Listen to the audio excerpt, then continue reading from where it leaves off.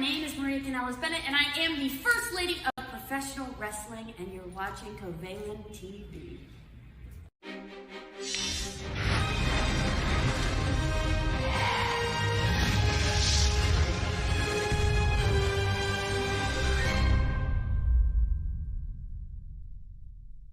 Hey guys, you're watching Covalent TV with my friends, and this is Kayla Sparks here, and make sure you tune in and stay positive and girl power.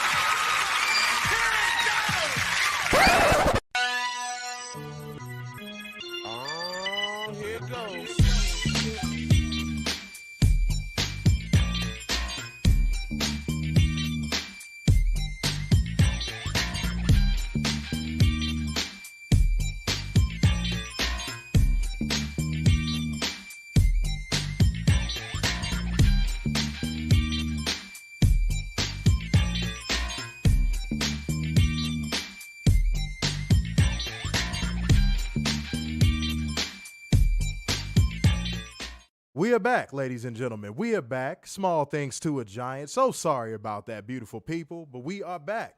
No need to tell us what we already fucking know. We know what happened. We watched it happen. Yep. But we are here, and that is all that matters. And as I was saying before, I was ever so rudely interrupted by the stream taking a dive there, ladies and gentlemen, was that we are motivated. We have the right energy. We have the right everything going into this show purely based on the fact that AEW has done it again. Tony Khan has done it again, and honestly, he deserves his flowers. I don't care how the fuck you feel about him. I don't care if you hate him. I don't care if you hate his energy. I don't care if you think he's a fucking rich kid. I don't give a damn what you think he is. The motherfucker these past few months has been booking some of the best wrestling we have seen in quite some time. And you don't got to like the facts. You don't got to like the motherfucking facts. You can be as biased as you want to be. But guys, that trend continued tonight with AEW Revolution. It was no different than anything we've seen since this year started, since the end of last year. And he is bringing it at a top level. And it brings us and brings me to say this. Welcome to your AEW Revolution 2024 live review. It is your boy, Mr. Starkson. Big Dub. What is going on to all of the beautiful people in the building tonight? We hope you are good. We hope you enjoyed the show. We hope all is well in your life. And if you are just now leaving that arena, I'm sure you are very happy with what you just saw. But you still have a job to do the moment you bring your ass in here, man. That is being a part of the like gang, comment gang, share gang, and donation gang. Make sure that you are sending the right vibes straight away. Put those emojis in the chat. Light this bitch up. Let YouTube know that we are live and get this shit popping. Eric Draven is a new commenter, and he's already in here, man. We see you. Salute to all the new commenters. Solo Dolo 420's in here. We see y'all, man. We see everybody in here. Comment. Such a good name, the Solo Dolo. That was all you had to say. Okay, yeah. Cool. Good job. Thanks. Yep. But ladies and gentlemen, besides Werner's pointless fucking babble, we got a show to talk about. And again, it is AEW Revolution. Now, with pay-per-views, y'all know we don't do our drone accountabilities. We still find a way to hold one special accountable some way, somehow. It just ends up happening on its own. But y'all know we always bring the facts, data, and statistics. That never fucking changes no matter what the hell is going on. We always drop that knowledge and that good game. And tonight will be no exception because tonight was a big night for professional wrestling. A historic one even. Okay? But we might drop a little bit of news on you if Werner has something. If he don't got nothing, then in which case we just going to go to preliminary thoughts. Preliminary thoughts. I see y'all dropping emojis already. Salute to y'all, man. Salute to y'all. Robert said he jumped off his couch a lot tonight. Now, I want to talk about something in preliminary thoughts without jumping into the show. Tony Khan is slowly but surely becoming better at pro wrestling experiences.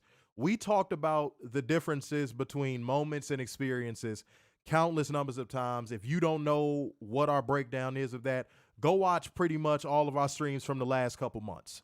We have broken down everything that makes that different. Tony Khan with his pay-per-views are becoming an experience. It's not like a WWE show. Well, WWE pay-per-views are garbage these days from top to bottom. Don't get me wrong. But back in the day, back in the day, I'm going to wait for that to finish. Back in the day, ladies and gentlemen, WWE, you would only, for the most part, look forward to the top of the card of most of their pay-per-views. WrestleMania would be the exception to the rule. You know, let's keep it a buck. Like SummerSlam maybe, but for the most part, you only were looking forward to the top of the card back in the day. You weren't looking forward to the mid-card stuff. Like the jobber guys got pops and the mid-card guys got pops, but you were waiting for The Rock to come out there. You were waiting for Stone Cold to come out there. You were waiting for Shawn Michaels to come out there. You were waiting for The Undertaker to come out there. You were waiting for Mankind to come out there because that was pretty much WWE's experience at one point of their pay-per-view format. Okay? And they based their pay-per-view format around main event matchups. And they did that for a very long time, made a lot of money and a lot of goodwill with fans that still stick on the dick of that company till this very fucking day. But Tony Khan is starting to do something that WWE has never done in the history of all pay-per-views they've had, except for WrestleMania 17. He is making his pay-per-views from top to bottom must-see television. It is an experience in itself. You can exclude the 0 hour because that don't count. That is a pre-show. His main cards on pay-per-views are an experience from top to fucking bottom. Even the weaker ones, you still walk away feeling like you got your money's worth. And guys, if you agree, give a thumbs up. If you disagree, give a thumbs down. But that's just my preliminary thoughts. I want to go on ahead and jump off by saying that when it comes to the pay-per-view experience game, Tony Khan has WWE beat already. And this is a company that has only been around for 5 fucking years, ladies and gents. This is a company that has only been around for 5 years. And I don't want to hear no fucking excuses from any WWE brass, any WWE drones, anybody surrounding that company about what they had to use to get there. Because, guys, do y'all remember when WWE was having a run on WrestleManias where they had to fill the main event scene with part-timers? Y'all remember that? It was from like 2010 until like, what, a couple years ago, right? So I don't want to hear it. I don't want to hear if they say, oh, they have to use former WWE guys, old guys, whoop-de-whoop. I don't want to hear none of that shit. None of it. Because when WWE was doing from 2010 until like 2021, nobody said a thing. Nobody said a fucking thing. Media didn't say nothing. Fans didn't say nothing. I do not want to hear it. Okay? Just want to give that as my preliminary thoughts. Give your preliminary thoughts and please let it be more than 3 words. I want to jump on something you said. Go ahead. You were talking about how everybody WWE built up around the Undertaker, around all these other wrestlers that became part-timers. Yeah. Like Mick Foley and waiting for The Rock and all that. Mm-hmm. I dare say they're still waiting for that to pop up. Yeah. I mean, look how Dwayne is still getting cheered even though he's a heel. I mean, tell me I'm wrong. Well, I can't because I'm the one that brought it up. I'm the one that said it. Like, that is the problem. Go ahead. Now getting into this show, I will agree this was an experience.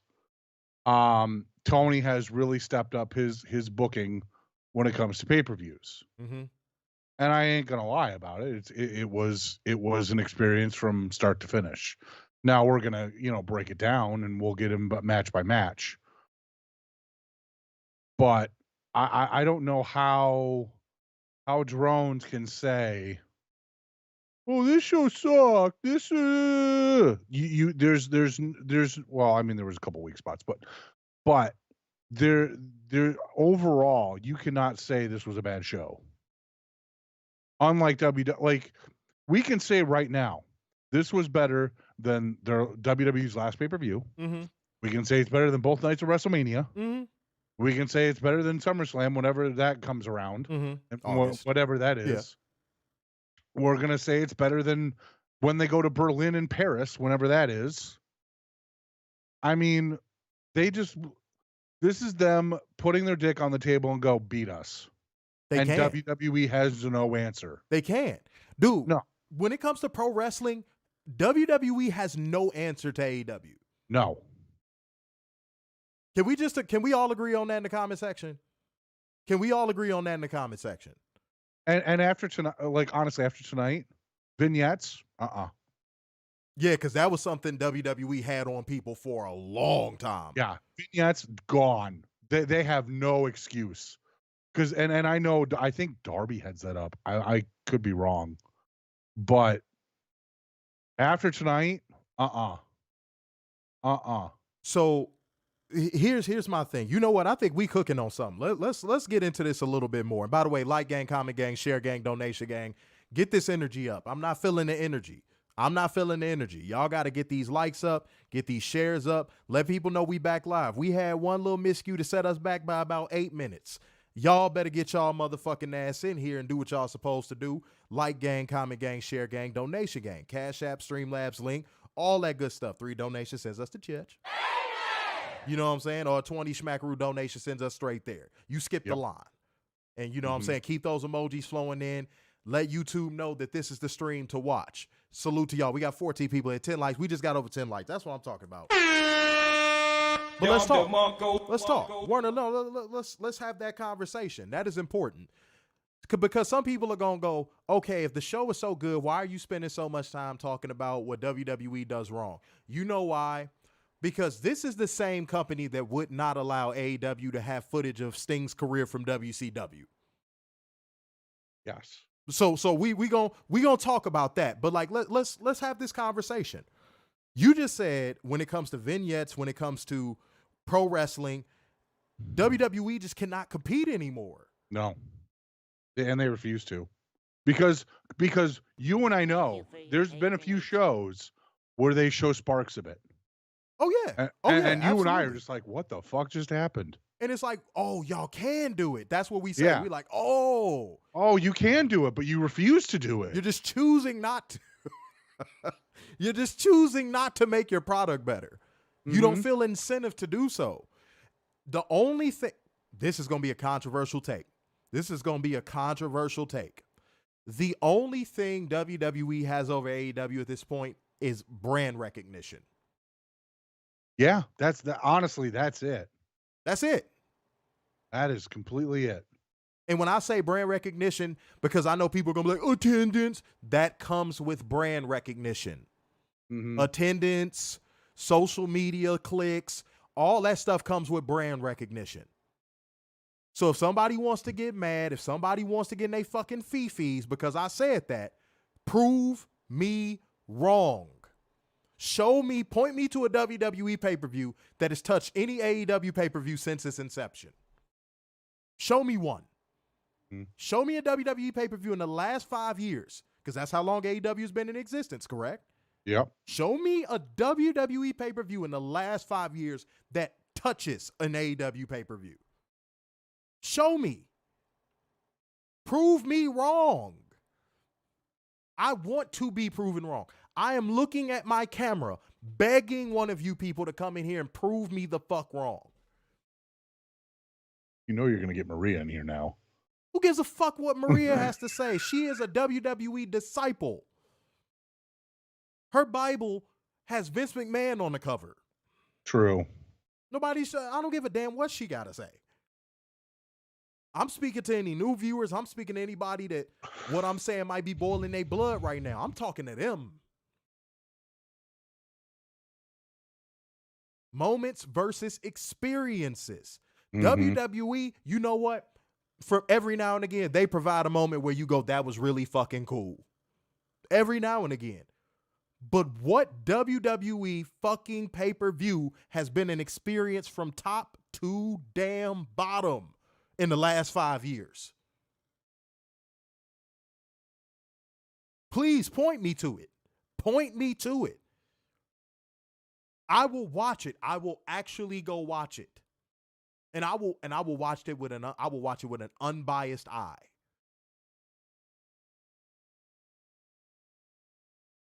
Mo Dunch asked, didn't TK let Chris Jericho and Paul White show up for a part of a vignette for when Taker retired? No, that was for the Raw 30 vignette. And let me tell you something. Here's where WWE, well, we already know they're a piece of shit fucking company. We knew that already. But here's what bugs me the most about that. WWE is going to take that IP to their grave. Yep. They're not going to give back to pro wrestling with it. They're not going to utilize it in the proper way. They're just going to hoard it. Yep. And you know what I'm sure we're going to see, Werner? This is something I thought about as I was watching the show. You know what I'm sure we're going to see? Gotcha, we're going to see some type of media fluff report where they're going to be like, oh yeah, WWE offered to send them the footage. Tony Khan declined.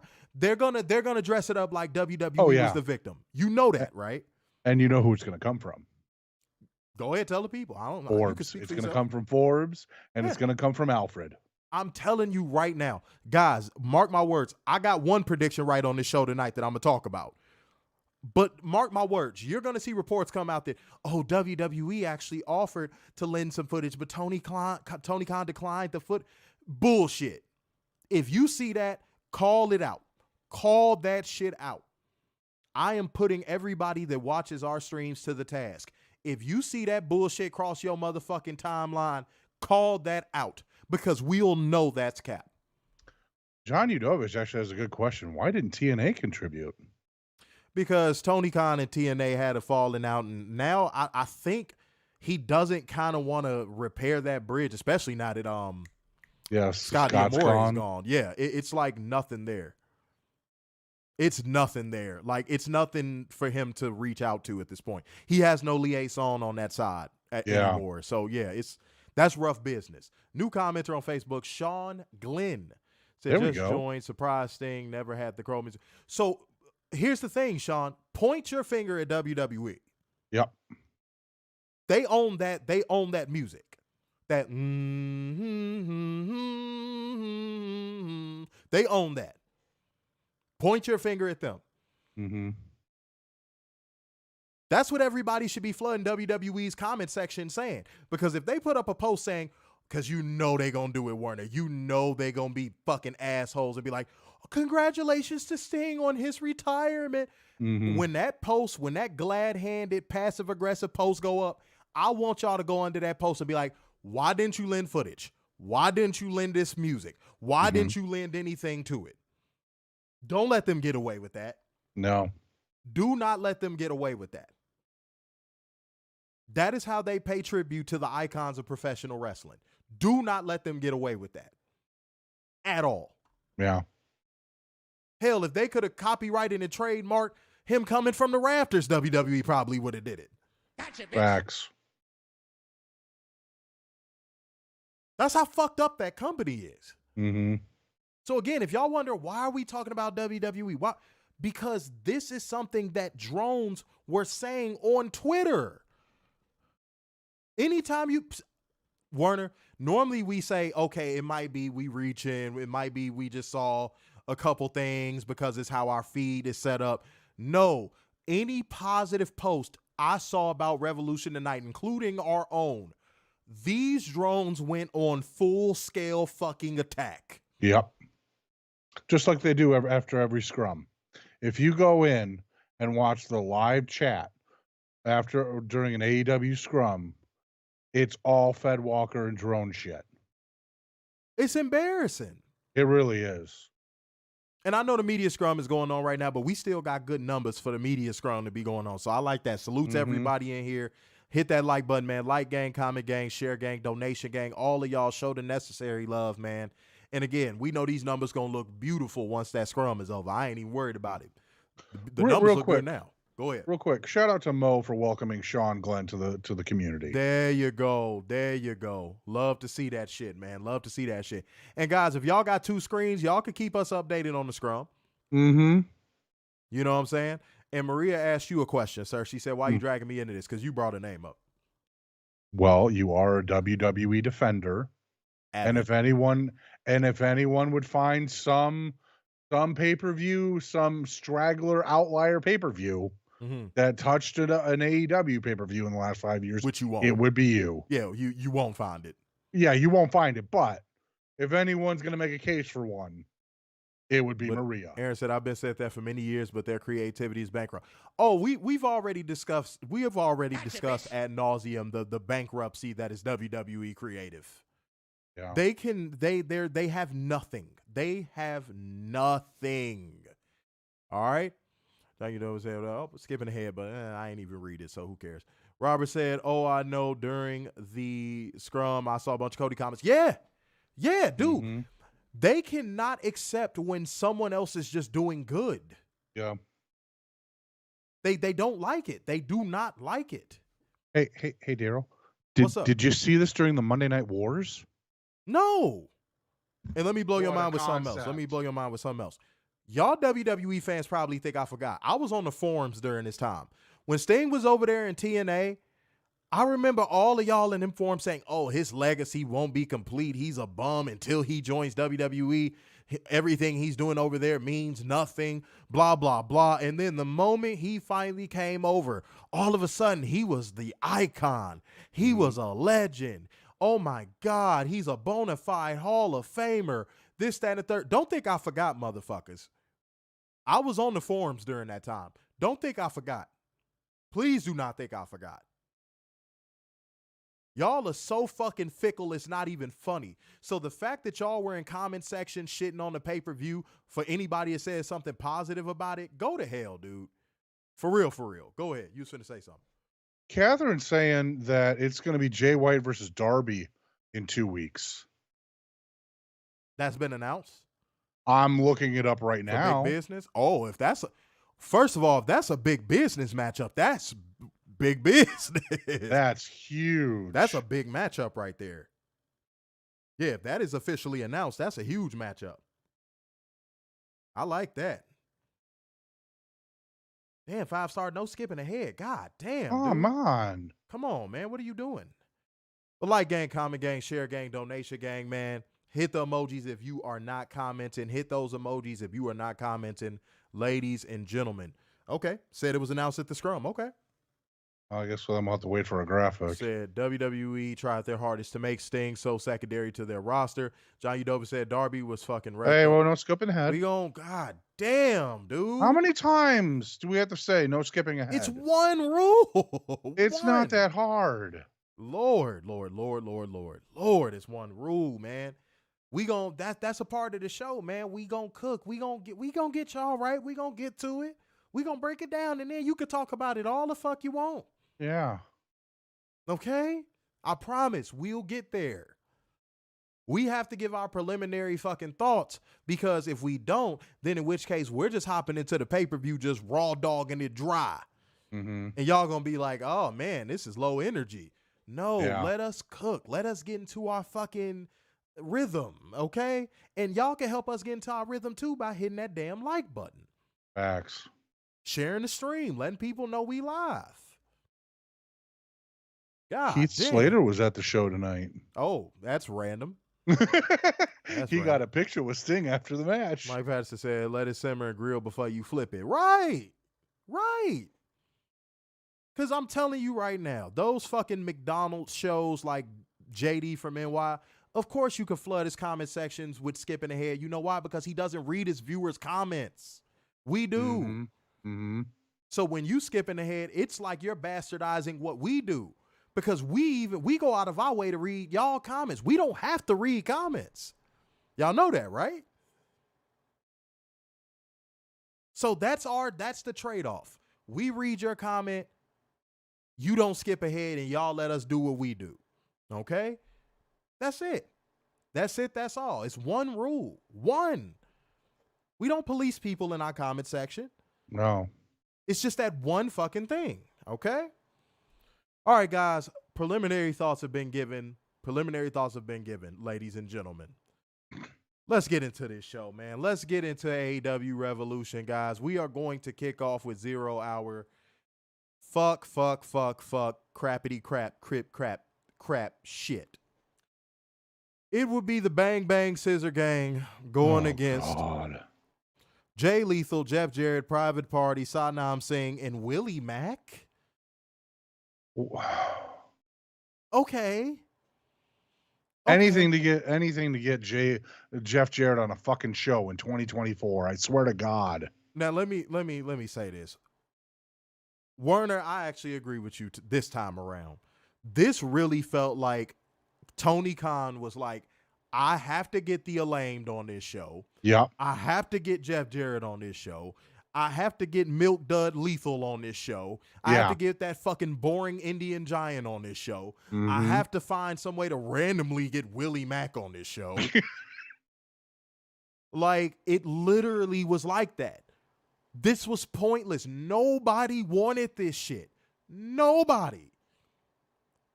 If you wanted to see this matchup, give a thumbs up. If you didn't, give a thumbs down.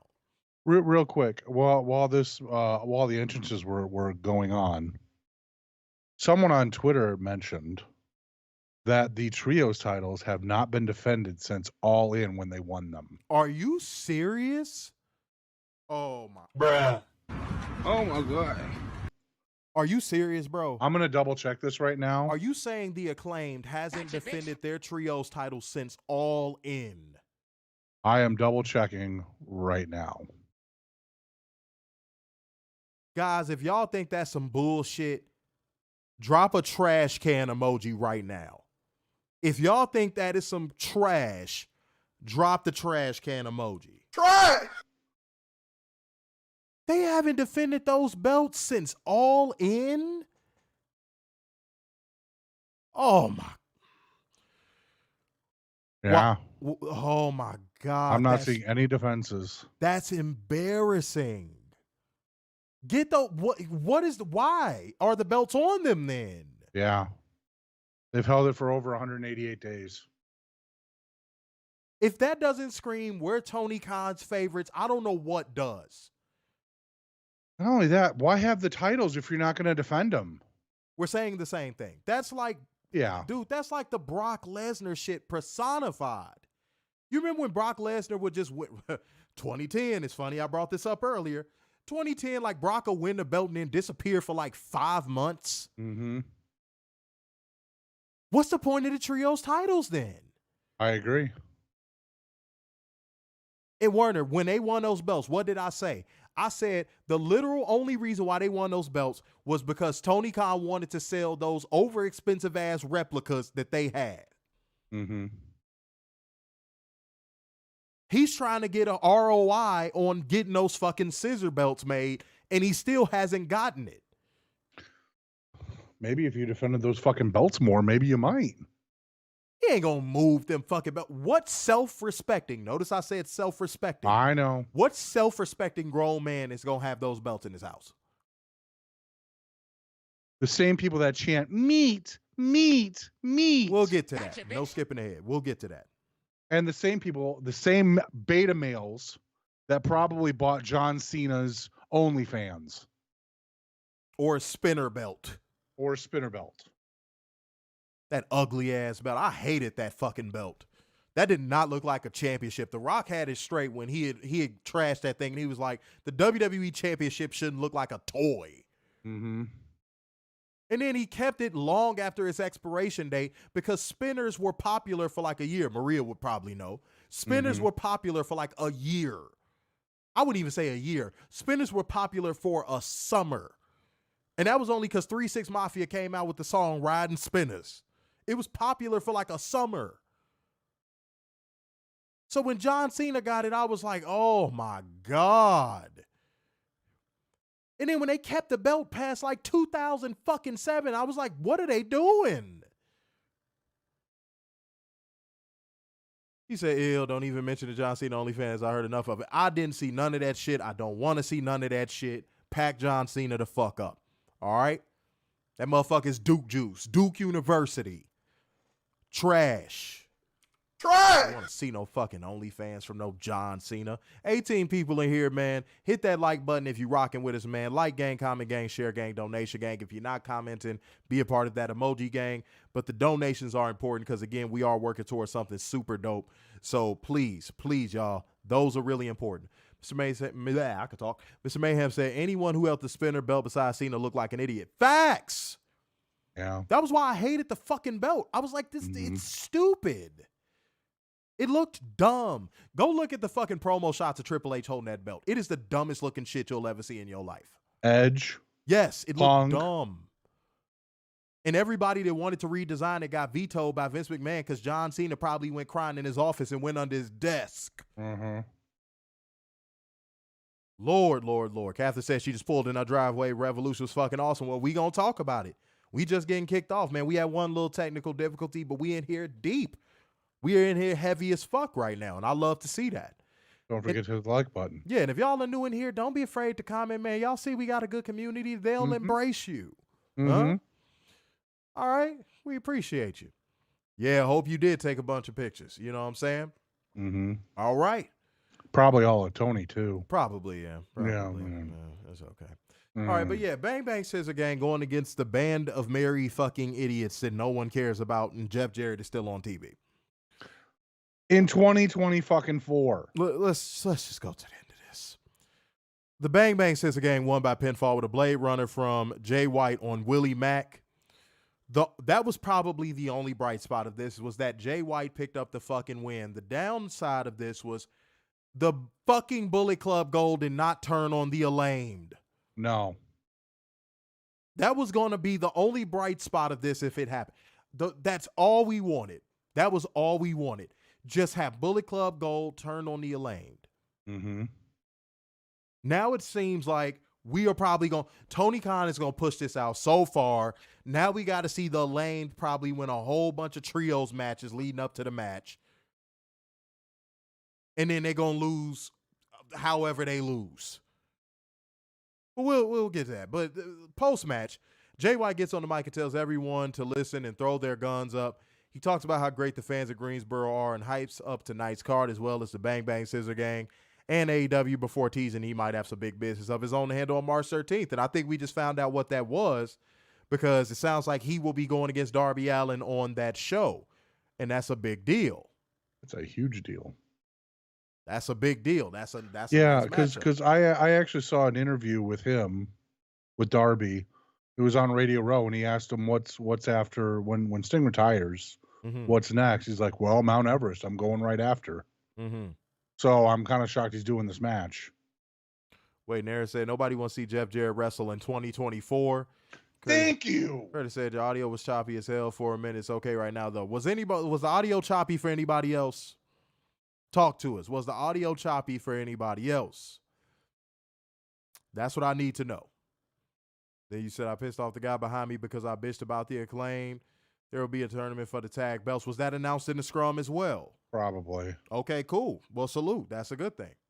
That's a good thing. We'll talk about that. No skipping ahead, though. We'll get to that. But thank you for that update. We appreciate it. Okay? We appreciate it. Yeah, everybody's saying audio's fine. Catherine said the audio's fine. People are saying audio's fine. Curtis, you got to upgrade from that iPhone 3.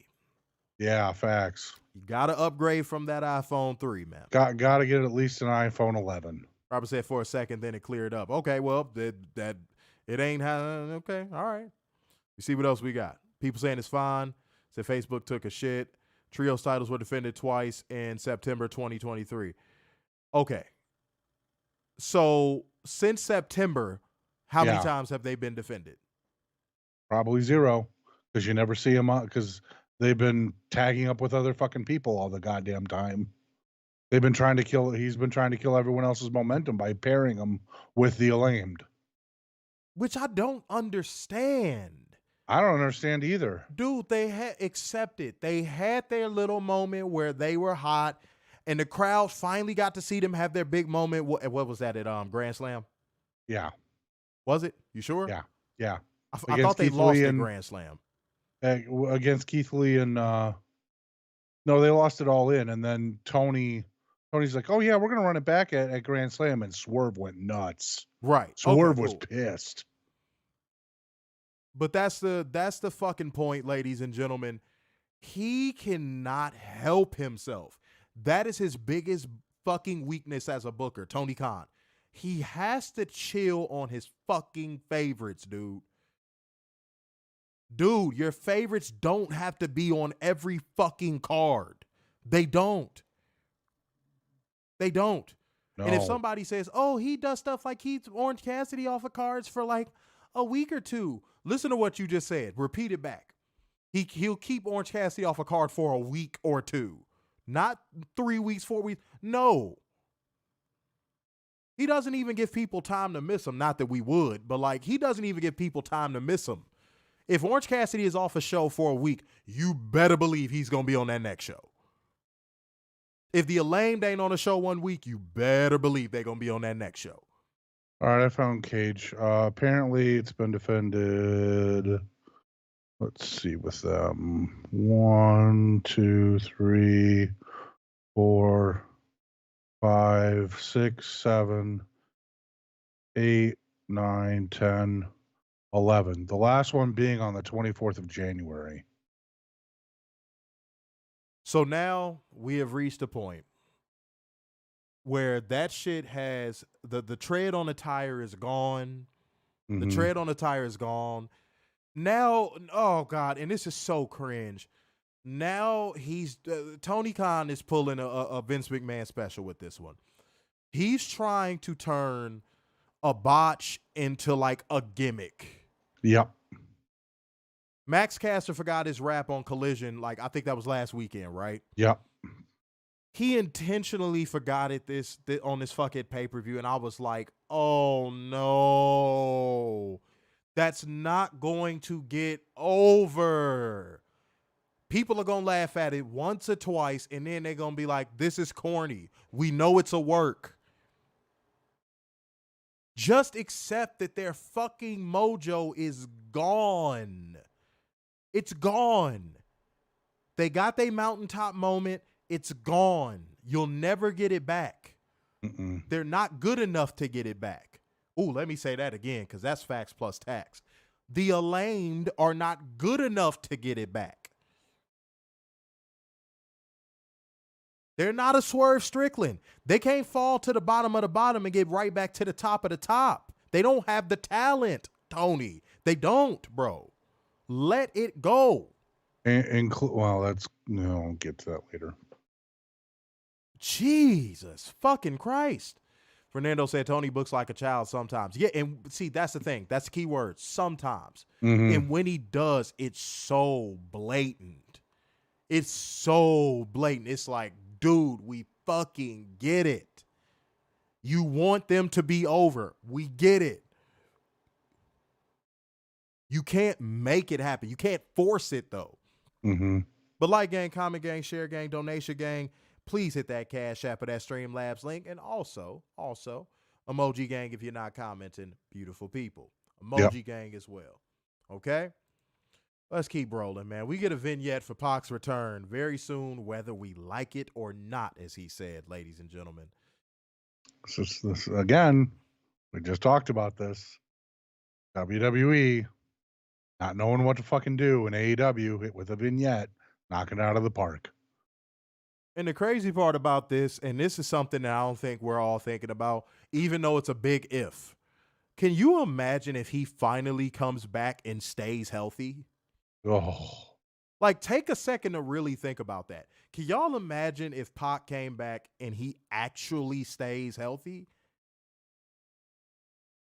That's massive. That is a massive addition to the roster. Yeah. Because if y'all know anything about him, y'all know when he's healthy, that dude couldn't have a bad match if he fucking tried. No. Another person that Tony Khan tried to ruin by tethering him next to Orange Cassidy, by the way. Yeah. Making him have competitive matches with that fucking dork. Y'all remember that. If y'all don't remember it, yes, that happened. Gotcha, bitch. Don't forget he beat Orange Cassidy clean. Or Jericho clean. Yeah. Don't forget. Bodun said it's time for the entire clown shows in AEW to be gone. And you know why that statement right there is so important. You want to know why that's such a big fucking deal, what you just said, Mo? Because the talent is starting to show that. Yep. The talent that is on that roster is starting to show you do not need these bums. You don't. And that's something that Tony Khan, again, he don't have to like it. He could be dragged kicking and screaming into this reality. But it's the truth. He does not need them anymore. He does not need them anymore. He doesn't. He don't need the Orange Cassidys of the world. He don't need the Allains of the world. He don't need the Eddie. He don't need them anymore. But he's trying to milk them into fucking overdrive, and he's damn near fucking spontaneously combusting cows. Dude, let it go. Your toys will never be the shiny new toys that they once were. It's over. There's more talent on your roster now. That can't wait for the return of Pac. Said the matches he can have with Jay White, Ospreay, Omega. Wow. Yeah, I mean, shoot. Gotcha, bitch. That's why I said, imagine if he could stay healthy this go round. It's a thought. It's a thought. I'd honestly be shocked to see Kenny back this year. No, I think he's going to sit out. It's early in the year. I think he's going to sit out through All In and probably comes back before the end of the year. Wrestle Dream? Yeah, I think he's back before the end of the year. I don't think he sits out the whole year. Because from what I hear, he's recovering well now. So we'll see. We'll see. I don't think he's going to be back by the summer, though. If there's anybody like he's going to be back by Double or Nothing, no, I don't see that. No. Absolutely. No. Mr. Mayhem said AEW would be better without the lame wrestlers. You telling the wrong people. We know that. Yeah. Go say that to Tony Khan. Because he just said himself in an interview, after eventually being pressed and pushed, he does listen to the fans. So if people flood him and talk to and engage with him on Twitter and say, hey, dude, we don't want to see more of the Acclaimed. We don't want to see more of Orange Cassidy. We don't want to see that shit. He's going to have no choice. It took 4 years for Britt Baker to go away. That was a long time coming. Oh, God, that was a long time coming. He was not letting go of Britt Baker. Mm-hmm. Oh, man, Tony Khan. You couldn't tell Tony Khan that Britt Baker wasn't covered in gold. Oh, my goodness. Catherine said, I would be more than happy to have here you go with the horny shit. Chad Bass said, agree. The lame wrestlers out. Fernando said, reports that AEW talent is getting frustrated with who is getting pushed and who is not. Please provide a source for that and send it to us. Yep. Please provide a source for that and send it to us. Toto is in the building. Said, there we go. Britt is still mad. Of course she is. I don't give a shit if she's mad. Of course she is. Go be a dentist. Yeah, of course she is. All we care about is your boyfriend. She's mad. She's mad because Tony Khan went out and acquired better talent than her. Mm-hmm. She thought she was going to be the golden girl for the eternity of AEW. Which, not happening. What reason would he have to not sign better talent? Yeah.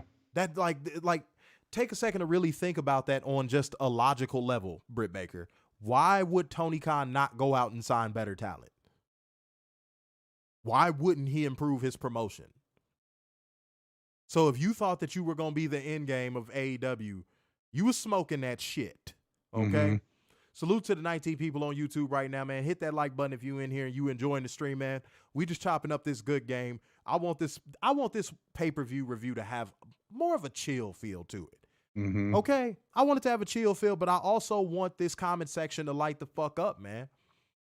5-star said Scorpio Sky can't stay healthy. Well, and didn't he get moved to Ring of Honor? I think so, but that's no loss.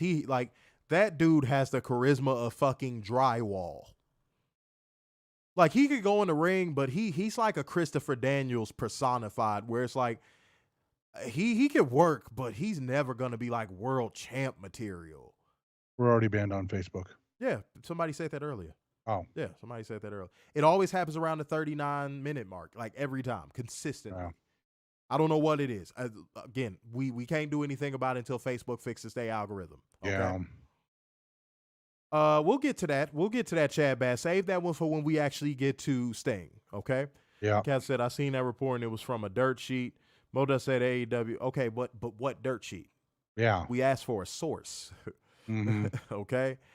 Said, AEW can become a legit threat of becoming the number one company if Tony Khan gets rid of his toys. Well. That's an interesting take. Well, If y'all not a agree, wrong take. I'm gonna ask the question. Well, I'm gonna present it as a question. I'm gonna ask this question, and y'all give a thumbs up or a thumbs down. Mo Dunch said AEW can become a legit threat of becoming the #1 company if Tony Khan gets rid of his toys. Do y'all agree with that? Yes or no? Type Y for yes, N for no. Inside the Ropes. When has Inside the Ropes ever broken a story? Yeah, seriously. That's interesting. Isn't that the guy who just does interviews over in the UK with Edge and Paul Heyman and Yeah, I think so. And Shawn Michaels just on a rotating. That's weird. Okay. Yeah, I've never heard them break a story before, so I don't know how that's news credible to they us. are. Okay. All right, for sure. I'll go look into it. Fernando said Scorpio Sky is Lance Storm. Ooh, I'd say Lance Storm was a better worker. Yeah. I'm seeing a lot of yeses. Yeah. Okay, so I'm going to ask y'all this before we move on.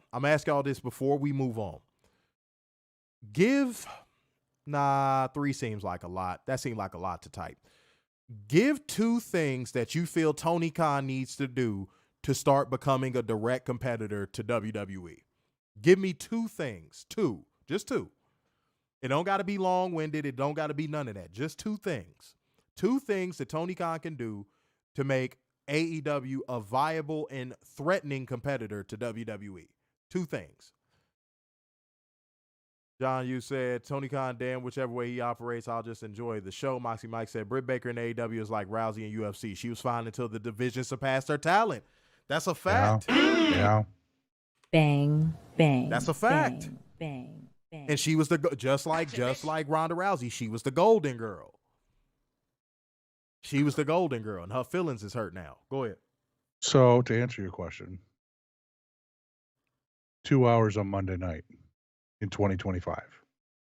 Ooh wee. Why not? Ooh wee. WWE is going to be on a streaming platform. You can watch it whenever you want. You don't need to watch it live anymore. So Raw has now become on demand. So I agreed with this when the Netflix announcement initially happened. I said that's open game now. Mm-hmm. Monday is open game now.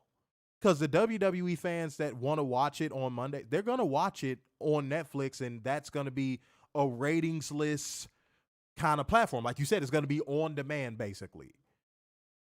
That opportunity to sew up ratings on Monday nights is going to open up. It is. Whether y'all like it or not, Werner makes a solid point. Because I know it's going to be some WWE drone that's going to watch it and be like, oh, that's stupid. That'll never happen. Tony's just going to have to get out of his head about being a competitor to the NFL. Yeah. Just consider yourself an alternative to the NFL. That move collision. Like every other fucking TV show on every other network. Okay, Mr. Mayhem said, hire Scott D'Amore and fire all the garbage wrestlers. See, y'all going for like the quick fix type of thing. I don't think the quick fix is the fix. When I think 2 things to become a direct competitor to WWE, I think structural things. I don't think fire this person and more pyro. Like, nah, no. Everyone gets the Cody pyro. No. Like, no, that's not what I mean. I'm not talking about stuff like firing people.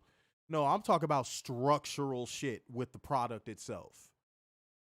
Any promotion can fire some wrestlers. That's not a big deal for real. But Catherine said nothing. Tony Khan is perfect. Kidding. Get rid of talent that don't want to be there and stop with the Ring of Honor stuff on AEW. Make them 2 separate companies. You think that's 2 things that'll make them a direct competitor to WWE? Look, these are y'all answers, but a few of these I ain't liking these so far. Gotcha, bitch. These kind of feel like y'all just guessing. Y'all just saying stuff. Like, let me see. Moxie Mike said Tony Khan will have to trim the fat in 2025. Okay, so now that's something structural. Mm-hmm. Because that when you say trim the fat, that could mean executives. That could mean fucking creative staff. That could mean anything. That could be the leaks from the creative team. Okay. Is there an echo in here? But fucking no.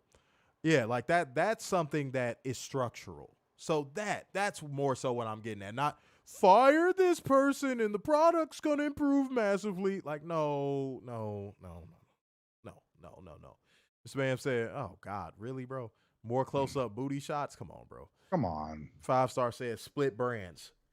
Ooh. I mean, there's kind of a soft split. Yeah, it is. And unlike WWE, they kind of sort of honor it. Yeah. Fernando Because says, you don't see Thunder Rosa on Dynamite. You don't see FTR really on Dynamite unless it's something huge. yeah. Fernando says, stop the indie style booking and push talent, big names, more contestant to many of the shelving talent of after big moments. Okay, what the fuck, y'all? Robert said, don't Stop the oversaturate talk the to pay-per-views. Hold on. Robert said, don't oversaturate the pay-per-views. They don't oversaturate the pay-per-views. They only have, with this one now, the one that's in April, it is only 9 pay-per-views for the year. You talking about the wrong company. Yeah. You talking about the wrong damn company. You got 9 pay-per-views for AEW and then 3 for Ring of Honor. Bruh said, don't oversaturate the pay-per-views. Excuse me? Have you seen WWE? Bruh. We're going to have a pay-per-view in the next 3 weeks. Catherine said, book better cities. John said, in my opinion, operate shows in 2 different states and swap the shows and talent to opposite states the following week. Okay, so you're saying cycle talents, but here's the thing. There's a few people, that's why I think the trim the fat thing was a really good answer. There's a few people on the roster that they don't get along, and Tony Khan tries to be a people pleaser, so you don't see certain wrestlers on certain shows. So that goes back to the trim the fat thing. Get rid of the problematic wrestlers, and maybe you can do that. Maybe you can do that. But as it stands right now, you won't be able to do that. No. Moda said, Tony Khan, get help with booking, get the better talent. You have on TV instead of the sideshow buddies. I think his booking committee is doing a good job with him as of recently. But the second part, the latter part of what you said, abso-fucking-lutely. Please stop booking these fucking clowns on TV, dude. I mean, the fact that we're actually getting a storyline of Rampage is I gotta believe, is a jump ahead to where we were just, even 6 months ago. Mm-hmm. Catherine said, logistically, that might be that would be a nightmare, that idea. Yeah, now that I think about it. Said, no, I mean, don't get in a habit like WWE and have something every month or 3 weeks. But they don't, though. They don't. Well, I don't know. That kind of felt like a projection. Like, they don't, though. Like, I could see if that was already happening. Like, if that was already happening and they had hella pay-per-views, sure, then yeah. But, like, there's nothing to cut back on. They're at an appropriate number of pay-per-views. Yeah, we just got a pay-per-view every month until July now. Oxy Mike said, Tony Khan needs to maintain storylines in depth, build properly, and not throw random together just to have people on the show. Yeah. I disagree with the latter part. The first 2 things I agree with. I disagree with the latter part. It's a lot of stuff is explained on AEW TV. People just don't watch it. Yeah. People just don't watch it. They'll just go look at the match card and be like, that's random and thrown together. You got to stop listening to Twitter, bro. You got to stop listening and to every Twitter. other podcaster. Yeah, you got to stop listening to Twitter, bro. Most storylines and matches are explained on AEW television. People just don't watch the show. Yep. So I disagree with the latter part. The first 2 things I agree with, but that latter part, no, that's bullshit. Don't let that narrative poison your mind. It's bullshit. Okay? That might have been some Ring of Honor shit. Mike, I don't know. That might have been explained on Ring of Honor, why Willie Mack was teaming with them. I do not know. I don't watch Ring of Honor. Yeah, same. It might have been explained. Mr. Mayhem said WWE drones would have a massive meltdown if AEW became number 1 in the world. Who cares, though? Yeah. That's desperately needed. That's desperately fucking needed, though. A new number 1 is needed in pro wrestling. Key said, yo, what's up, fellas? I know I'm late as fuck, but I just came home from Vegas. Salute to you. Yeah, man, I saw you out there, man, getting it in, bro. Going on a dude trip. The dude you know trip. What I'm saying? With the boys. Gotta love the sausage fest, right? With the boys, we are the boys in motion. We give you our devotion, boys. We are the boys in motion. I saw it, man. It's all love, man. Get you some money and get you some hoes. That's all I ask. That's I all. want to I know ask. what color John Cena t-shirt you were wearing at the tables. I ain't, other than that, I ain't got nothing for you. Honestly, Mike said I never saw anything on it. Again, I don't watch Ring of Honor. It might have been explained there. That's where you might have to do your own research. I do not know. We even thought it was random. You notice we didn't say anything. We thought it was random. Yeah, we did. But most matchups, because you brought up an outlier. Let's be honest, Mike. You got to admit, you brought up an outlier. Most matchups on AEW television are explained. Mm-hmm. You like literally picked the one thing in like the last few months that wasn't explained. And even that probably was explained. We just don't know. So yeah, that was kind of reaching a little bit. John said, not everything needs a story. Damn, son, where'd you find this? Real quick. Toni said at the press conference, they're still in the exclusive phase with WBD regarding TV rights renewal. I wonder why Warner Brothers Discovery is dragging their ass, though. Yeah, that's a good question. I mean, to see the checklist. They're always in the top 5 every week on the ratings. No, I would love to see the checklist they have for them. Mm-hmm. Because what's the holdup? What's the holdup? Like, do you honestly think somebody isn't going to bid for them? A show that's like you just said, number 1 on Wednesdays, pretty much most weeks. Yeah. They're definitely in the top 5. Yeah, if I'm Warner Brothers Discovery, they ass tripping. They need to fucking get on the ball. Because once he could shop around. I know you make fun of me for this, but CBS would be a great partner to get younger.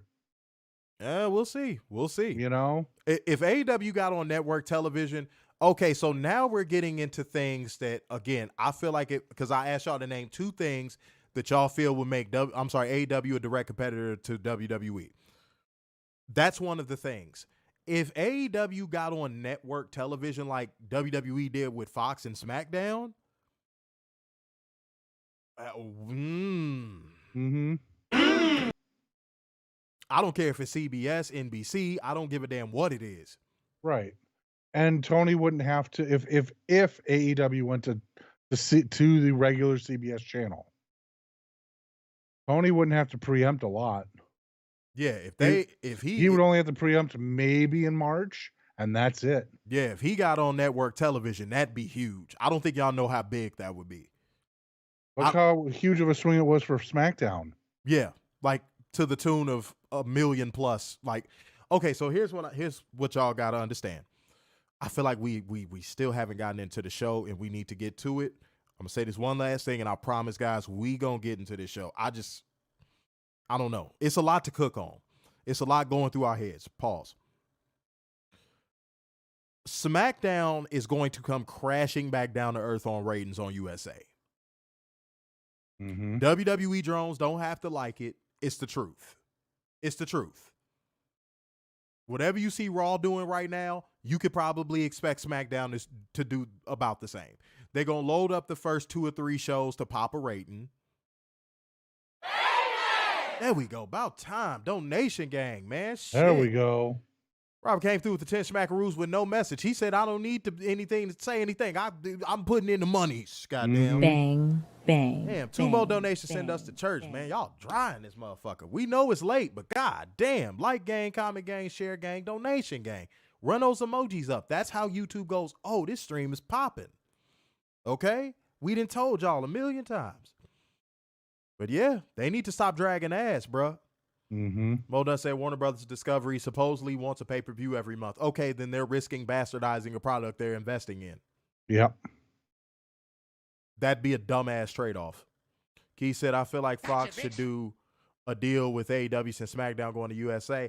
I feel like Fox is going to get out of the wrestling business now. Yeah, I think they're done. Because SmackDown... They experimented and it failed. Yeah, because SmackDown, they didn't even get close to their ROI on that one. No. Not even close.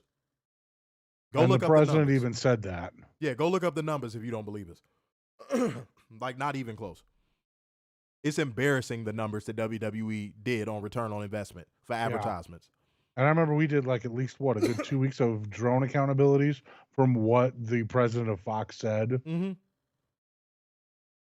Don't gotta like it. It's the truth, though. Yeah. Damn, I'm hot as a motherfucker. All right. Next up, on 0 Hour, we had Julia Hart and Sky Booty. Sky Booty. I ain't gonna lie, that girl had a big ass, though. Everybody say it with me. That ass. That ass. Going against Chris Statlander and Willow. Willow. So fucking adorable. Willow. Damn it, Willow. Julia Hart, Sky Booty continue to make massive improvements. They continue to go out there and fucking kill it. Mm-hmm. This was an excellent babyface versus heel matchup. Man, everybody did their part, man. Everybody went out there and did their fucking part. That pounce by Willow was real nice. She finally hit that properly. It seemed like that's the one move she hasn't been able to get right, or the timing of it right, at least. And yeah, it was good action in this matchup overall. Mm-hmm. You know, I cannot sit here and bullshit, and Willow really shined in this one. I loved her babyface work in this one. Chris Statlander kind of seemed just there because Chris Statlander has a personality of someone who's just there. Yeah. Catherine's saying there was some booze in the crowd for Willow.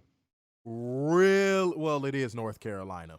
Yeah, that's true. Yep. It is North Carolina. Yeah.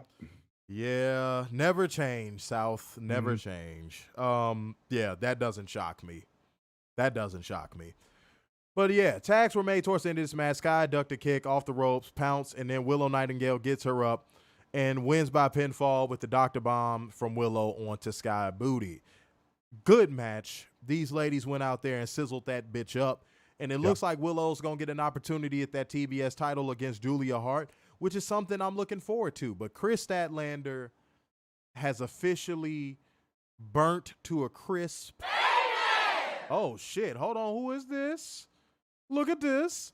Toto came through with the 15 schmackaroos. There we go. You know what I'm saying? Said, quit trying to be WWE light. Oh, wait. Toto. Hold on, Toto. Tony Khan has been doing that these past few months. Mm-hmm. That MJF Adam Cole shit was WWE light bullshit personified.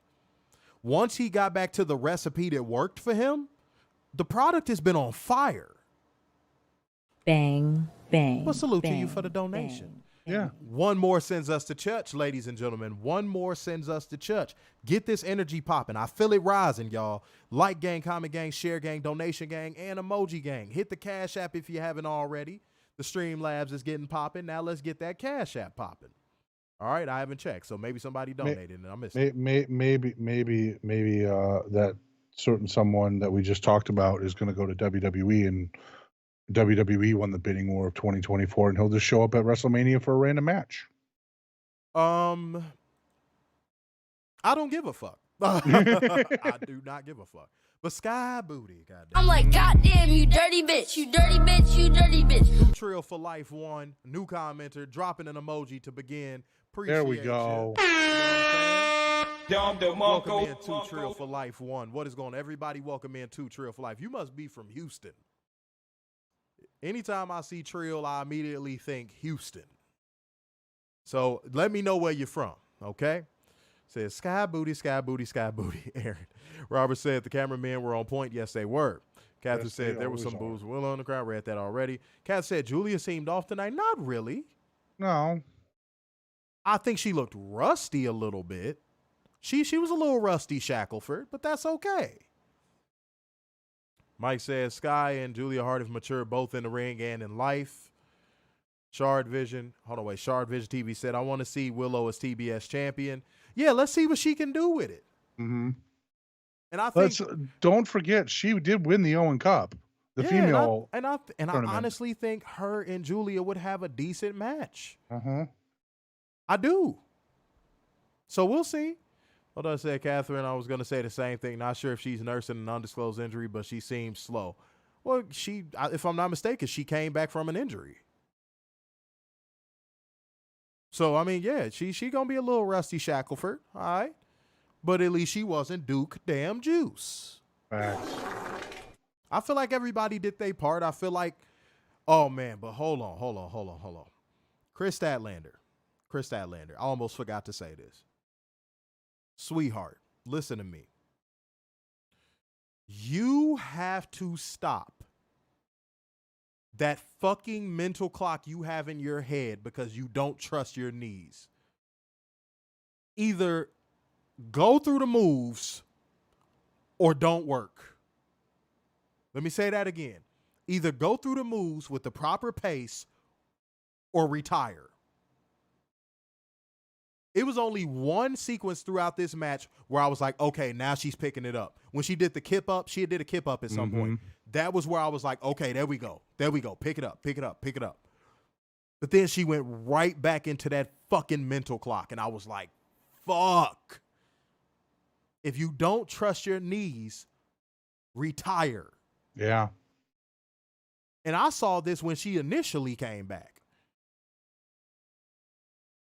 She clearly doesn't trust her knees. We don't trust them either. But you're the wrestler. If you don't trust your knees, retire. I'm sure Toni will keep you around to work with the ladies or something. Just retire. You and Serena Deeb can become really good friends. Man. That mental clock was pissing me the fuck off. Every time it was time to go into the next sequence, you could see her like, okay, and the 1, 2, 3, here we go. And I'm like, fuck. That's why she wasn't in the matches much. I said if she doesn't trust herself, she would get someone hurt. Right. I said that from day one when she came back. Because you could see it. Yeah, Julia's moonsault was picture perfect. Mo Dunn said, yeah, I saw that. You could see her counting so clear. It was so obvious, especially when, oh my God, when was it Julia that did a send-off off the ropes with her? And it was just like, you could just see Chris Statlander just like, okay, here we go. 1, 2, 3. And I'm like, no, just go. Just go. And I know what I'm talking about, guys. I've been in that ring. I know what I'm talking about. You can see the mental clock. It's like when a quarterback his offensive line is shit and you see that mental clock in his head. As soon as he drops back, he's like, I have literally 2 seconds to get this ball out. Even when the offensive line is protecting him well, he's still like, oh God, I got to scramble. I got to get out of here. That's what Chris Statlander is working like. Don't trust your knees. Retire. Fuck. It is a such thing as being too careful, bro.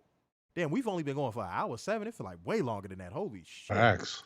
God damn. Okay. Robert said, at least they didn't run around the ring looking stupid like WWE women did. No, because WWE allowed Maxine Dupree to get into a wrestling ring. Yeah, that's true. That alone should disqualify them from any good women's wrestling fucking conversations. Greatest women's division of all time, don't you know? According to them.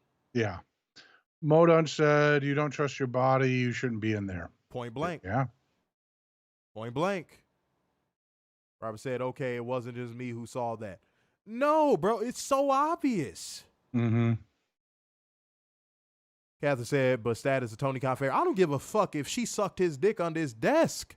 Facts. I don't care. You ain't gonna shit get off the pot. Like, I ain't trying to hear that. But y'all, hit that Cash App or hit that Streamlabs link. Let's go for a $10 donation, man. Let's do that, man. Let's go for a $10 John. Let's see what y'all got, man. Let's see what y'all got. What's wrong? This is, you want to hear Will Ospreay's goals in AEW? Wait, hold on. Run those emojis up. Go ahead. Win world titles. Okay. Retire Billy Gunn. Bruh. Oh my God. Jesus Christ. Good job, Will Ospreay. Or as you called him for a long time, Will Offspray. Yeah, Will Ospreay, yep. And oh yeah, and CMML. Yeah. CMML, yep. I'll get it right eventually. Warner tried to turn into a joke, but no, motherfucker, he was really calling him Will Offspray. Yep. Swear to God. That was year 2 Covalent TV, and I was like, Warner, did you just call him Will Offspray? He was like, that's his name. I'm like, it's not, though. Oh, man. But shouts out to Will Ospreay, man. Shouts out to him. Wanting to retire Billy Gunn is one of his AEW goals. If y'all want to see that, give a thumbs up. If y'all think that's weird, give a thumbs down. I would give that a thumbs down. That's really weird. Okay. Sure. All right. Maybe he's an ass man. Okay. Maybe. You never know. Let's get into the main show, ladies and gentlemen. Light the fuse. Oh, wait, no, wrong show. Sorry, y'all. I was joking. I'm not you, Mr. Will Ospreay. Mike said you forgot his third goal. Get an adult contract? Okay, all right. Well, he wants to get a Nando's sponsorship, which I think is a chicken restaurant out of the UK. It's here too, bro. But no, I've never seen it. Because you live around trees, dickhead. Because you live around trees. Oh. I live in a clearing. There's trees around, but not near me. You live in a quarry with trees in it. Motherfucker. Of course you don't have civilization.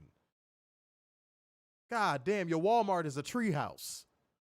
Not true. It's a regular building. Yeah, sure it is. Fuck off. Okay. Main show, man. God damn, this motherfucker. I don't have that. No shit. Okay. Christian Cage going against Daniel Garcia. Before we get into this, preface time. This was Daniel Garcia's opportunity to shut me up. Mm-hmm. I was literally saying to people, I was literally going, Daniel Garcia could shut me up. He puts on a good showing in this situation.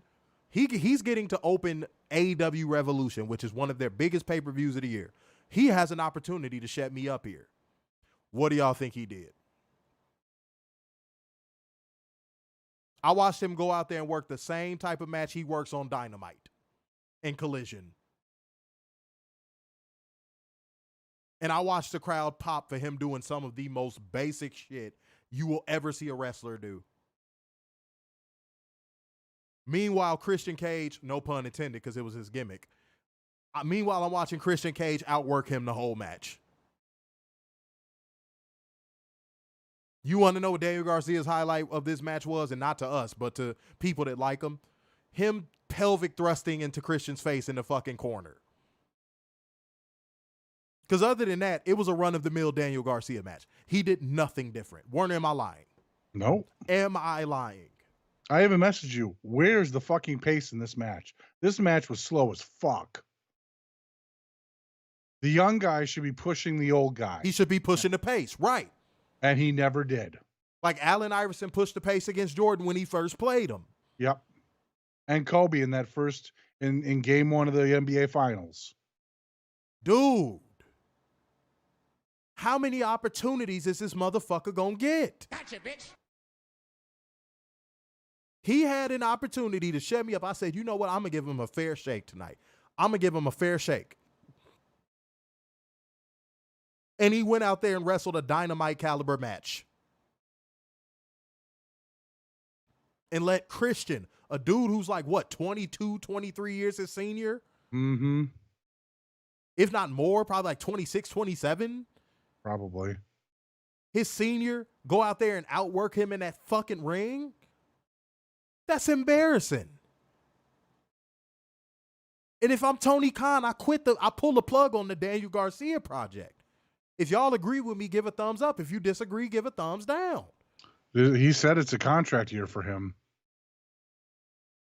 But Tony Khan is head over heels with that fucking number 2 pencil built motherfucker. Mm-hmm. He's head over heels about him. And I don't want to hear no excuses about, oh yeah, I know I need to bulk up. Dante Martin bulked up. Why can't you? Yeah, facts. The motherfucker had a chance with me tonight. The dopest thing he did was wear a fucking Sting tribute jacket. Tony Khan, listen to me, dog. Pull the fucking plug on the Daniel Garcia project. Like how Comedy Central pulled the plug on the Carlos Mencia project. Amanda Mencia, whatever it was called.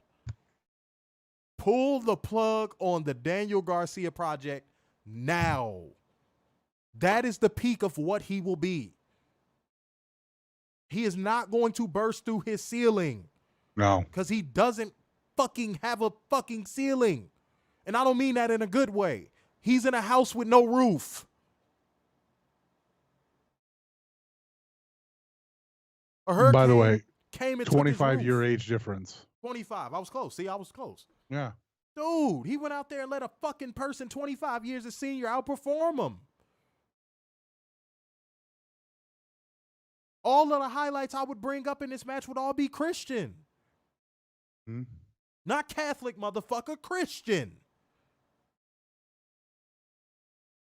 Dude. Now, there was some main roster fuckery in here, and that slap that Mama Wayne went for was god-awful. Yeah. But Killswitch got involved. A little bit of everybody got involved. This was a WWE match. Yeah, it was booked like a WWE match for sure. But do you know why it was booked that way, Werner?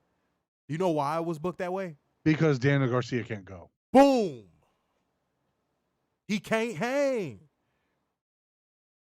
Tony Khan is trying to utilize booking tricks to cover up Daniel Garcia's inability to connect with a fucking crowd outside of a stupid fucking dance. Mm-hmm. It won't work. You got to know when to hold him and know when to fold him, dude. He's a flop.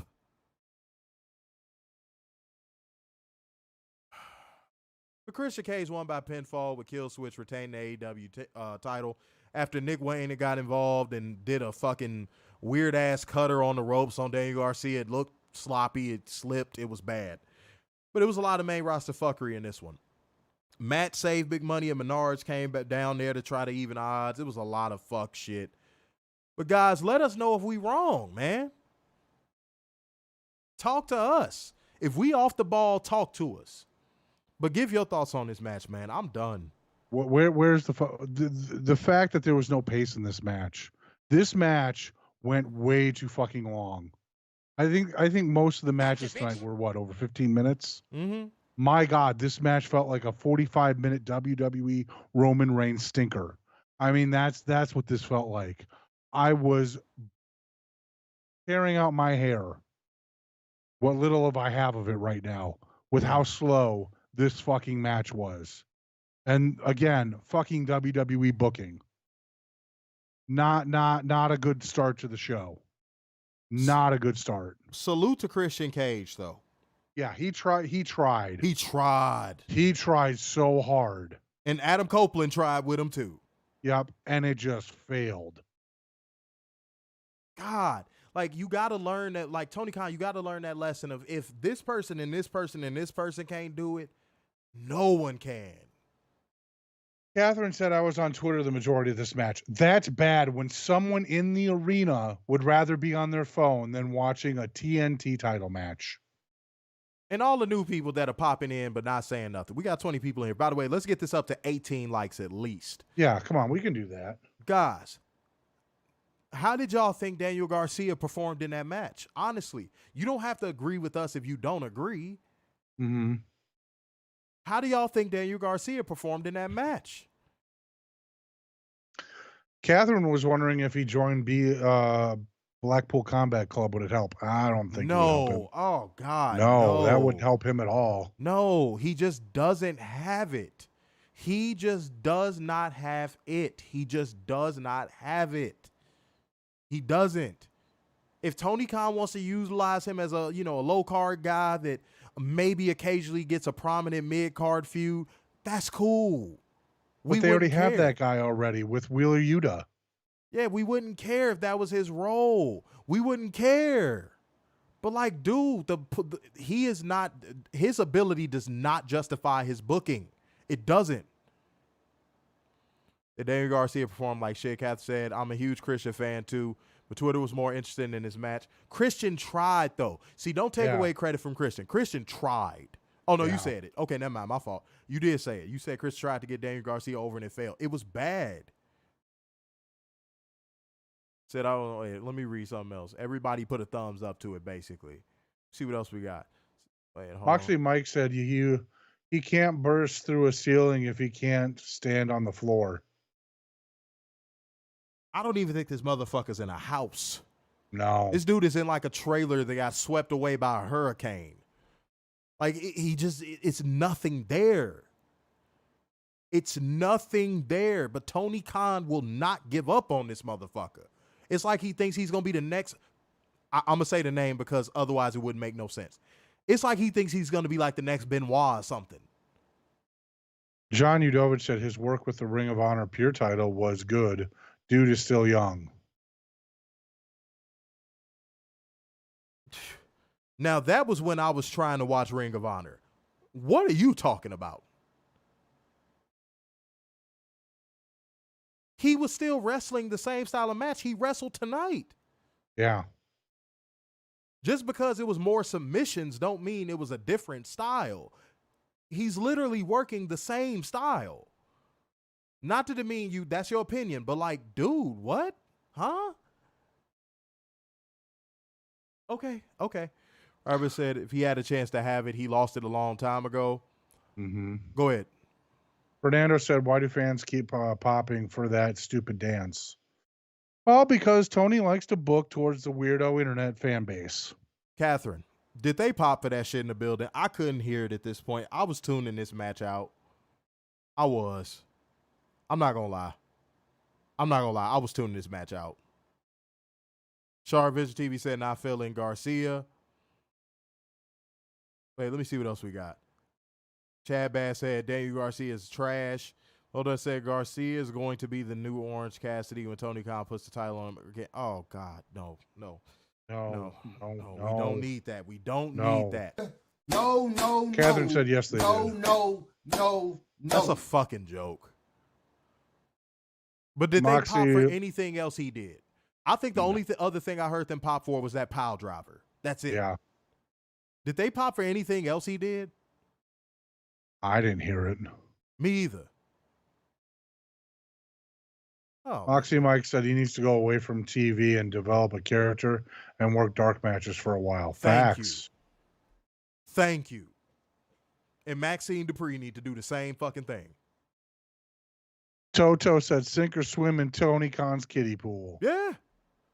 And he drowned in 3 inches of water. Yep. Said when you look at the greats, they climbed up the ladder and had some shitter matches. I've seen worse matches from better wrestlers, but I digress. I'm going to argue that that's a bad faith take. I'm going to tell you why. You saw more it factor, and I know which wrestlers you're probably referring to. You saw more it factor and ability in those wrestlers even when they had shitty matches than you do with Daniel Garcia when he has a good match. Oh. I know who you're talking about. Like, that's so funny that you brought that take, because I knew somebody eventually was going to have that take about him. That's not a good one. John, usually you on the ball. That's not a good take. That's kind of bad faith. You talking about people that have way more ability than him. Are you talking about old school or new school? Which one? Because we could go both. You said who? We could go old school or new school. You could tell me who you're referring to, and I'll tell you who I'm referring to. Because I'm actually curious to see who you're talking about. I think I know, but I'm curious to see who you're talking about. But I think you don't want to share that because you know that would deflate your point. I hate to say it like that, but it's the truth. I think you're not going to say who they are because it'll deflate your point. Because it's going to be people that clearly had more it factor than him. Watch. Drop him. And it's not an argument. I'm not mad. It's not nothing like that. I just want to see who you say. You said, look at Christian himself in a younger gimmick. Be for real. Gotcha, bitch. Be for real. Warner, don't sit on your hands and bite your tongue now, motherfucker. What? He's terrible. This man said Christian. Are you? He had so much help in his younger years. And Plus, you saw he was half of the one of the greatest tag teams of all time. And you saw way more potential in Christian than you saw in fucking Daniel Garcia. Not only that, he owned TNA when he was in TNA. Are we being for real? Come on, man. Are we being for real? Like, if it's a wrestler to cape for Dante Martin. Yeah. You know, caping for Daniel Garcia is not the lick. It's just not. It's nothing there. At all. It's nothing. It's okay to admit that there's nothing there. Some wrestlers have it and some wrestlers just don't. Mm-hmm. Christian had a look. Mm-hmm. When Christian, He had charisma. Yes, when Christian popped up, you were like, who is that dude? Mm-hmm. When Edge popped up, you were like, who is that dude? Nobody saw Daniel Garcia and was like, who is that dude? Nobody. Not only that, no one's calling him Captain Charisma either. If I ever heard that, boy. And John, I hope that don't make you bounce away from the stream, because we've had a lot of people in our comment sections before that because we actually debate them on their talking points, they don't watch us no more. Mm-hmm. We just make people stand on what they say. That's all. We just make people stand on what they say. Chad Bad said Daniel Garcia reminds me of Disco Inferno, but worse. God damn. Damn. Yeah, at least Disco Inferno was a solid worker. Damn. No, he was solid. He was solid. He wasn't great, but he was solid. He was all right. 24 people on YouTube right now, man. Let's get these likes. If we still at 15, let's get this to 20 at least, man. Salute to all the new people that are popping in, showing love. Thank you. Welcome in. We hope y'all enjoy the stream. And if you are new in here, we are asking the question of right now. You know what? Let's do it like this. Do you think Daniel Garcia is a future main eventer or world champion caliber talent, or do you think he's not? Thumbs up if you think he is. Thumbs down if you think he's not. Let's do that. John Clapback said it's the gimmick. Christian in the Brood was a nobody. Bruh. Oh my God. Warner? He was somebody. Was the Brood not one of the most over acts of the Attitude Era? Yes. Was Christian not a part of that? Yes. Well, and I bet you if they had a 6-man tag title back then, they would have held them. Okay. All right. No. It's okay. All right. Woo. All right. Oh boy. That was almost Maria levels right there. Okay. Catherine said John has been hanging out with Maria with these takes. Man, that was wow. Okay. Wow. And if you remember correctly, John, Christian was the workhorse of that group. Edge was not coming along fast. It took Edge a minute to come along in the ring. Gangrel and Christian were the workhorses of that faction. Yeah. If you remember. Yeah. Wow. Okay. That's his opinion. Maybe that's going to run him off. Maybe it won't. I don't know. But you know you in bad shape when Maria is agreeing with you. Yeah. That's when you know you in bad shape. Mr. Mayhem said, I remember when Christian was in the Un-Americans. You could point to so many things where Christian showed it factor. Him with DDP. Like, it's just he never got the proper comeuppance at WWE. That's literally what it was. Vince had a thing for pretty boys. Pause. Mm-hmm. Pause. He loved blondes. Pause. Yeah, oh, shit. Pause. That's crazy. Okay. Let's say, no, he is not with the character work he has at this time. No, he's not. People saying thumbs down. People saying thumbs down. And again, if you think he is, you think he is. That's okay. That I ain't run off. I got my opinions. And no hate, but if it's problem, I'll leave. Nobody's telling you to leave. No, bro. we want you to stay. Please stay. Nobody's telling you to leave. No. The only reason why we're saying that is because we've had people run off because we debate them. Yes. We love debate. We make them stand on what they say. Yeah. That's all. You ain't got to go nowhere. Don't take it personal. Yeah. We challenging you. That's all. You just challenged us. We didn't cut off the stream. We didn't go, oh no, he fought back in stream. Like, what? Come on now.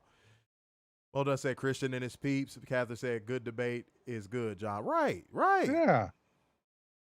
Fernando said Christian even made Tyson Tomko look presentable. You better talk. Oh, you better talk. Oh, You better talk. See, John, that's what I'm saying. That's what I'm saying. Do you think Daniel Garcia at any point of his career is going to be able to get somebody else over?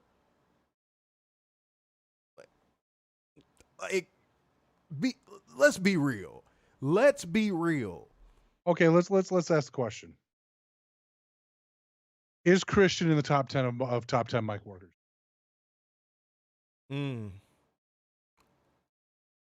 Of his generation? Of his generation. Yeah. Of his generation, absolutely. Yeah. You got to put Punk in there. You got to put oh fuck. I'm blanking. I really just blanked. Like I had all the AJ. names and I just blanked. Who? AJ. I know you're not talking about Styles. Gotcha, bitch. I was finna say, boy. Ooh, I was finna say, fuck what John said. That's really a bad take. But you mean Lee, I'm assuming. Yeah. I'd put her in there. Wait, no, she's probably just outside of it. I'd probably put her like 11 or 12. Chad Bass said Christian Hill work has always been great. Said we don't kick people out who don't agree with our wonderful hosts. Yeah, no, that's not it, man. Oh. If we wanted to be on that, we just have moderators clap your comments every time you say something. Yeah. We ain't on that. You said I ain't going to give up on Garcia. He's young. Christian is a top-notch heel. Okay. You said you're not going to give up on Daniel Garcia. That's fair. That's cool. But at what point do you? Yeah. That's the question. At what point do you? It's easy to say you won't give up on something until you do. Until you're like, yeah, I can't. I can't. I just can't anymore. Like, dude, there's nothing. We're already at that point because me and Werner, I'm not sure how long you've been watching wrestling, John. Me and Werner, we have combined over 4 decades of wrestling watching experience. Like, we've seen people who have came up through the ranks and who actually have it, and you know, if they're going to be special in any shape, form, or fashion. Daniel Garcia does not check those boxes. He just doesn't. I don't care how young he is. He just does not check those boxes. Best case scenario with him is like a Dean Malenko. Best case scenario. Yeah, I'm at 31, Damn, son, 33. where'd you find this? Yeah, and I'm at 25. So, yeah. And I see best case scenario, Dean Malenko. Best case scenario. Like, absolute best case scenario. He has no charisma. None. Like, he has zero charisma. Catherine said, damn, I have 4 decades of watching wrestler just on my own. Damn, I am old. Somebody said, damn, you don't have to give up on him, but do you give up on him in the current position he's in? Mulder said, Garcia can't even get himself over. How is he going to get someone else over? Yeah. Boom. Boom. That's all I'm saying. That's Johnny literally Flowers' all new I'm comments are coming in with the fire. Go ahead, Johnny Flowers said, does he have to get better ring work or just character? I would venture to say both. Yeah. I would venture to say both. Because none of the stuff he does has charisma behind it. Because I think me and Werner said at one point, we both said this. We both said if his in-ring work was like Bret Hart levels, we would forgive some of his charisma absence. We would. Yeah. We would forgive it. We would. But he's not even like early Owen Hart levels good. He's not. I think Owen Hart is like the exception to the rule of like the Daniel Garcia mold.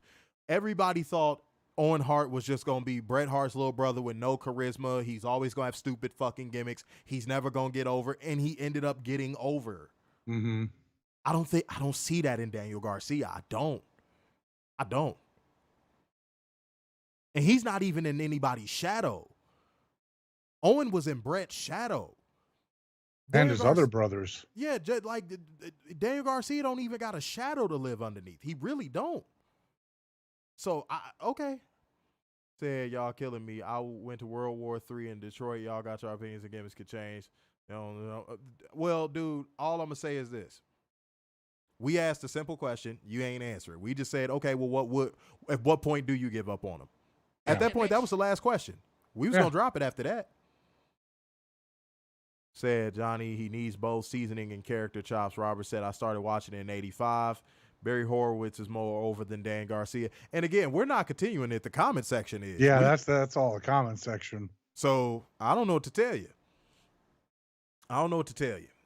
But yeah, Christian Cage retained, ladies and gentlemen. I am very happy about that because Daniel Garcia is not ready at all.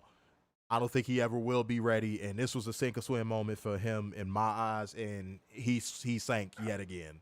Here's another thing. When's Toni going to take off the rose-colored glasses when it comes to him? Look, you just cited earlier in the stream how long it took for him to give up on Britt Baker. I know. He's way more stubborn about Garcia. Yeah, so He's way more stubborn about Orange Cassidy. He's way more stubborn about the Allin, and he's way more stubborn about Daniel Garcia. It's to a point with all of those talents that when I see them on the other side of a matchup, I'm just like, fuck. Moda said, does Garcia... See, John, you can't get mad. This is the comment section. We just wanted that one question answered, and we was going to drop it. Mm-hmm. But Mo Dunn said, does Garcia have mic skills? No. Ring skills? Little. Charisma? None. And he's been in AEW almost since the beginning. 5 years and still nothing.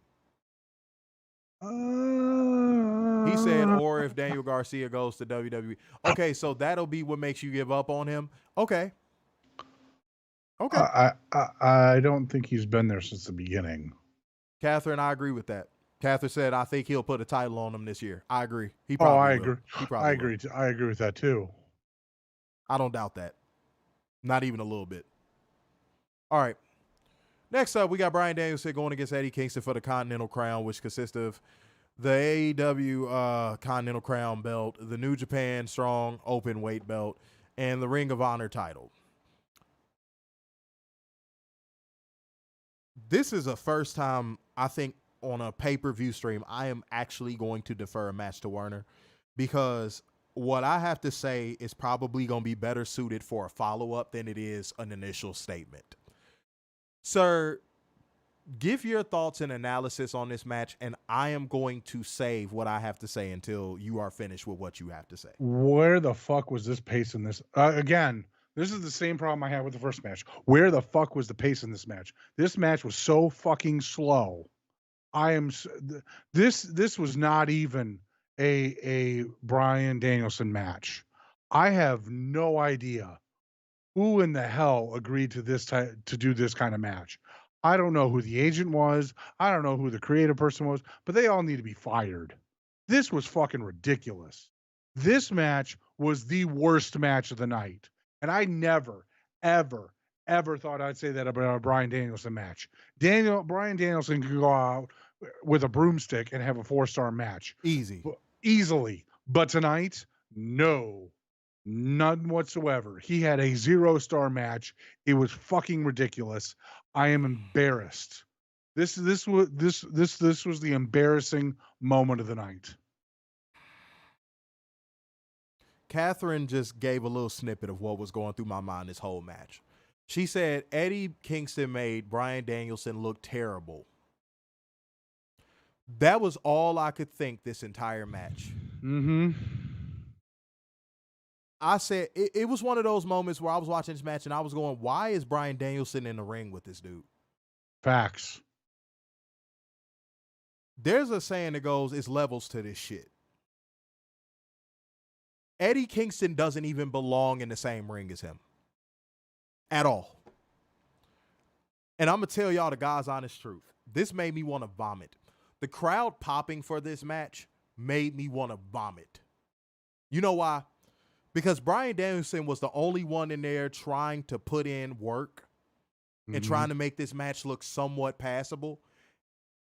And Eddie Burger Kingston was doing his hokey, crappy, fake physical fucking offense like he does in every other match. And I have the same criticism of him that I had for Daniel Garcia in this match against Christian. It was like he went out there and worked every Eddie Kingston match you've ever seen him work before. Yep. There was nothing different. There was nothing fresh. There was nothing new. There was nothing that made me sway my opinion in a different direction about him. It was the same old shit. Fuck his stupid looking kick pads. His gut, if you rub it, you could probably see your fucking future. His goddamn arched eyebrows, his terrible forced conviction, his terrible fake tough guy gimmick, and his inability to convince me that he's actually a passable wrestler. I felt that entire time watching this match, Bryan Danielson deserved better. And the fact that Bryan Danielson had to put Assy McGee over in this fucking match made me sick. This motherfucker graduated from Duke Juice University with a shit degree.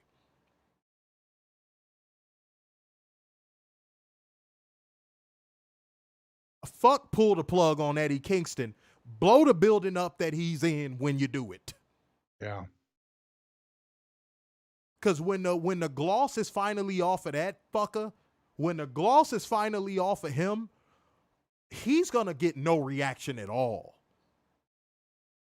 Because once the fans finally wake up and realize this dude is a fake fucking tough guy, it's over.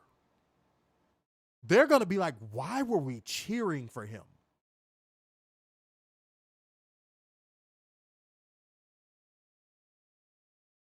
It's a joke at this point. It's like a running joke that's not fucking funny anymore. And the reason why my intensity is more heightened for this than Daniel Garcia, John, get ready for this, is because at least Daniel Garcia is younger. Yeah. See, I don't completely hate everything about him. At least Daniel Garcia is younger. Eddie Burger Kingston having this prominent position should not happen anymore. It should not happen. When he finally drops those, like, he should never be in a prominent position on a pay-per-view ever again. Ever.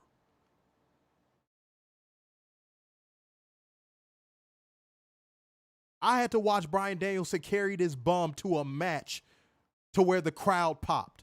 Because Eddie Burger Kingston did nothing in this match. Nothing.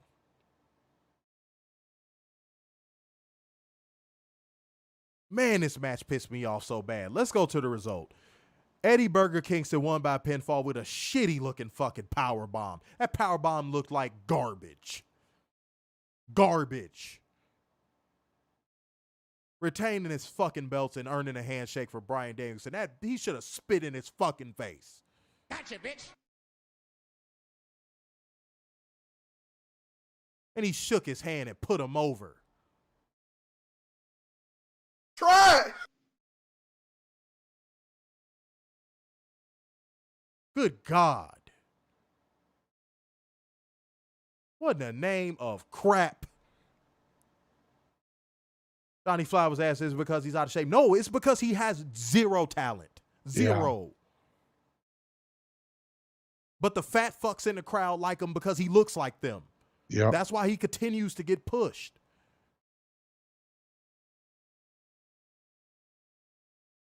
Good God Almighty. Bryan Danielson had to get in that ring and work overtime to make this shit look remotely passable.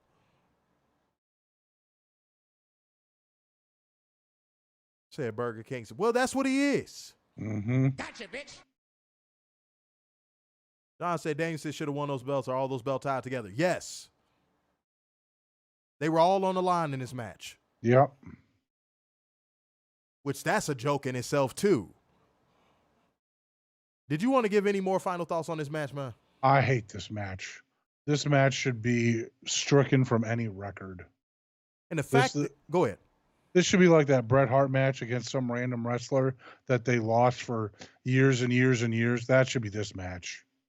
Dude, and the fact that this match is going to be Tony Khan's justification for why he should keep pushing him.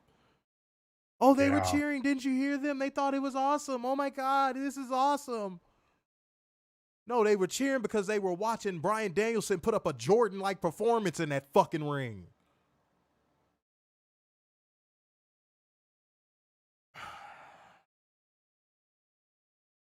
Man, that shit pissed me off. Mo said you had a no talent slot beating one of the best wrestlers in the world for a second time. Take that in. Ridiculous. It is ridiculous. So the AEW posted on their Twitter, both of them in the trainer's room having a conversation. Yeah, I saw that shit. So now they're going to be buddies. Yeah, no one cares. Go to hell. Not everyone needs to like each other.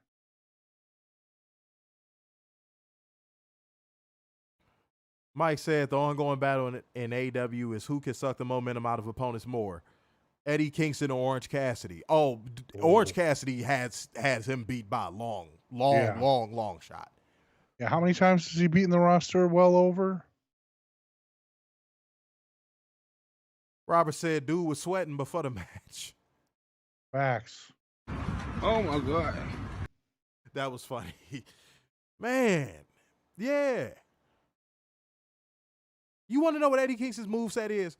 Exploder suplexes, shitty looking fucking machine gun chops. Yeah. And guess what? You guessed it. More machine gun fucking chops and more exploder suplexes. And god awful fucking kicks. God awful fucking kicks. Salute to the 24 people watching us live on YouTube right now. Hit that like button. Let's get this over 20 likes.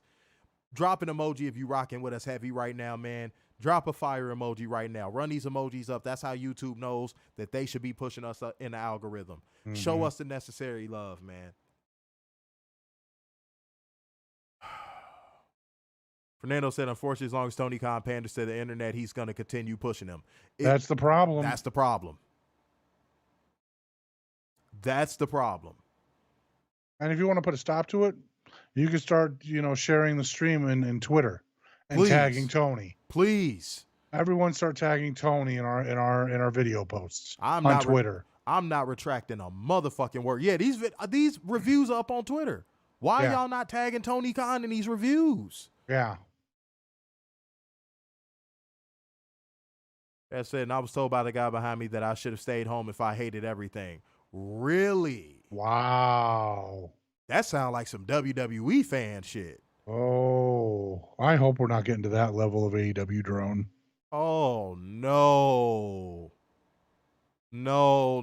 I please, no. I pray that the AEW fan base don't become like WWE drones where you can't criticize anything about the product. Oh, God, please, no. Oh, dear Lord. Hold on, said put Burger King on Ring of Honor and leave him there. He shouldn't be on AEW TV. Facts.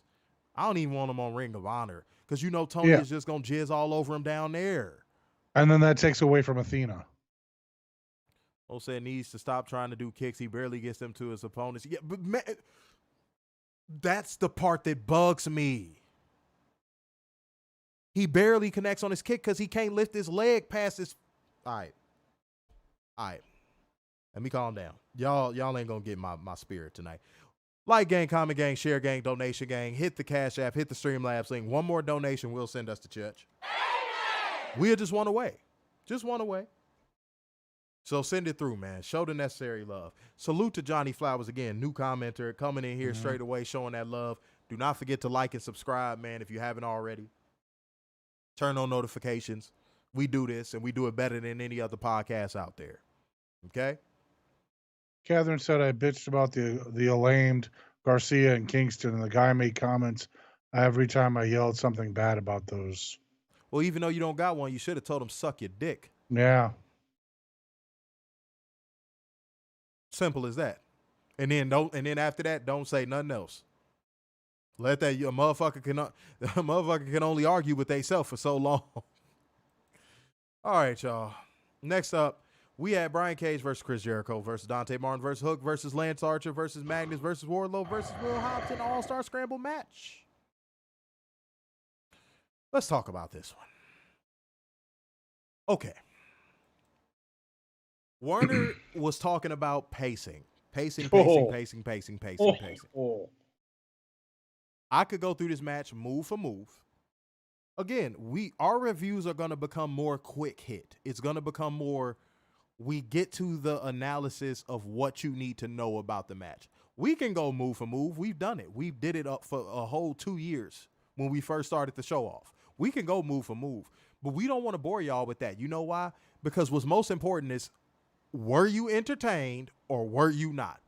And if you Mhm. weren't entertained, why were you not entertained? If you were entertained, why were you entertained? That's what we like talking about. So if you prefer a podcaster to sound like Ben Stein reading back fucking wrestling results, this ain't the show. Mhm. He went for a lariat. Then he put in his clear eyes. 4 eyes. No. Bueller. Yeah, we not finna do that. That's not what we doing. That don't bring in the viewers. Sorry. Okay. There was a 4-man spot early in this match between all of the biggest men in this matchup. And Werner, what did this fucking crowd do?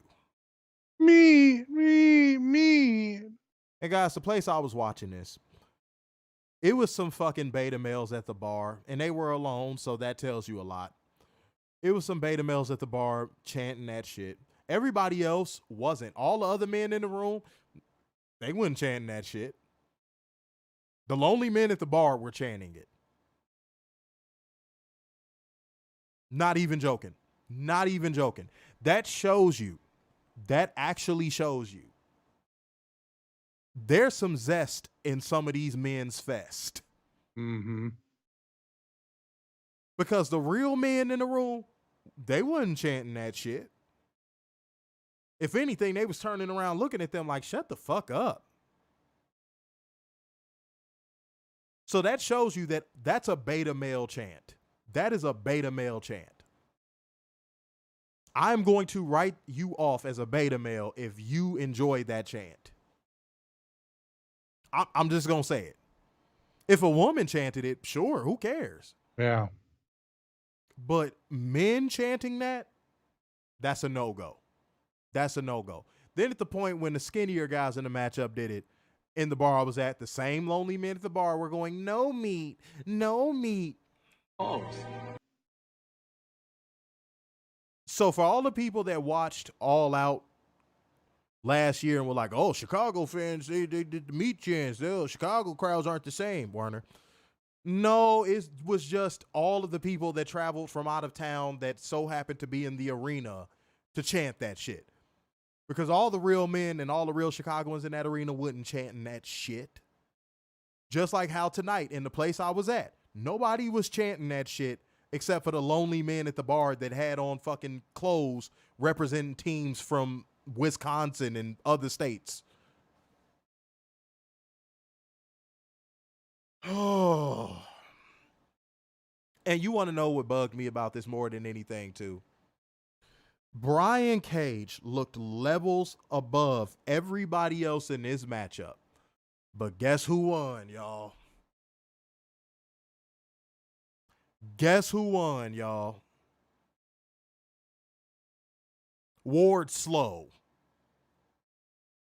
Goddamn Ward Slow. Won this match with a last ride on Dante Martin. Brian Cage looked like the only person in this match that was main event caliber. If you agree with me, give a thumbs up. If you disagree with me, give a thumbs down. But I do not think I'm wrong on this. Everything Brian Cage came in there and did looked main event. Hell, I'll even say Jericho stepped his game up in this one. Yeah. Wardlow looked like Wardlow. Limited, slow, unsure of himself. He had one sequence that was okay with the Hurricane Rana. But outside of that, he looked so unsure of himself. And you know whose fault that is?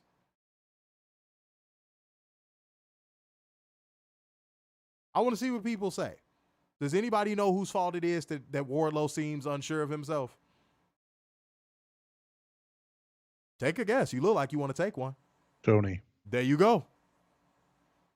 Because Tony Khan was the one that fiddled with his booking, like a Catholic priest fiddles with a 14-year-old boy.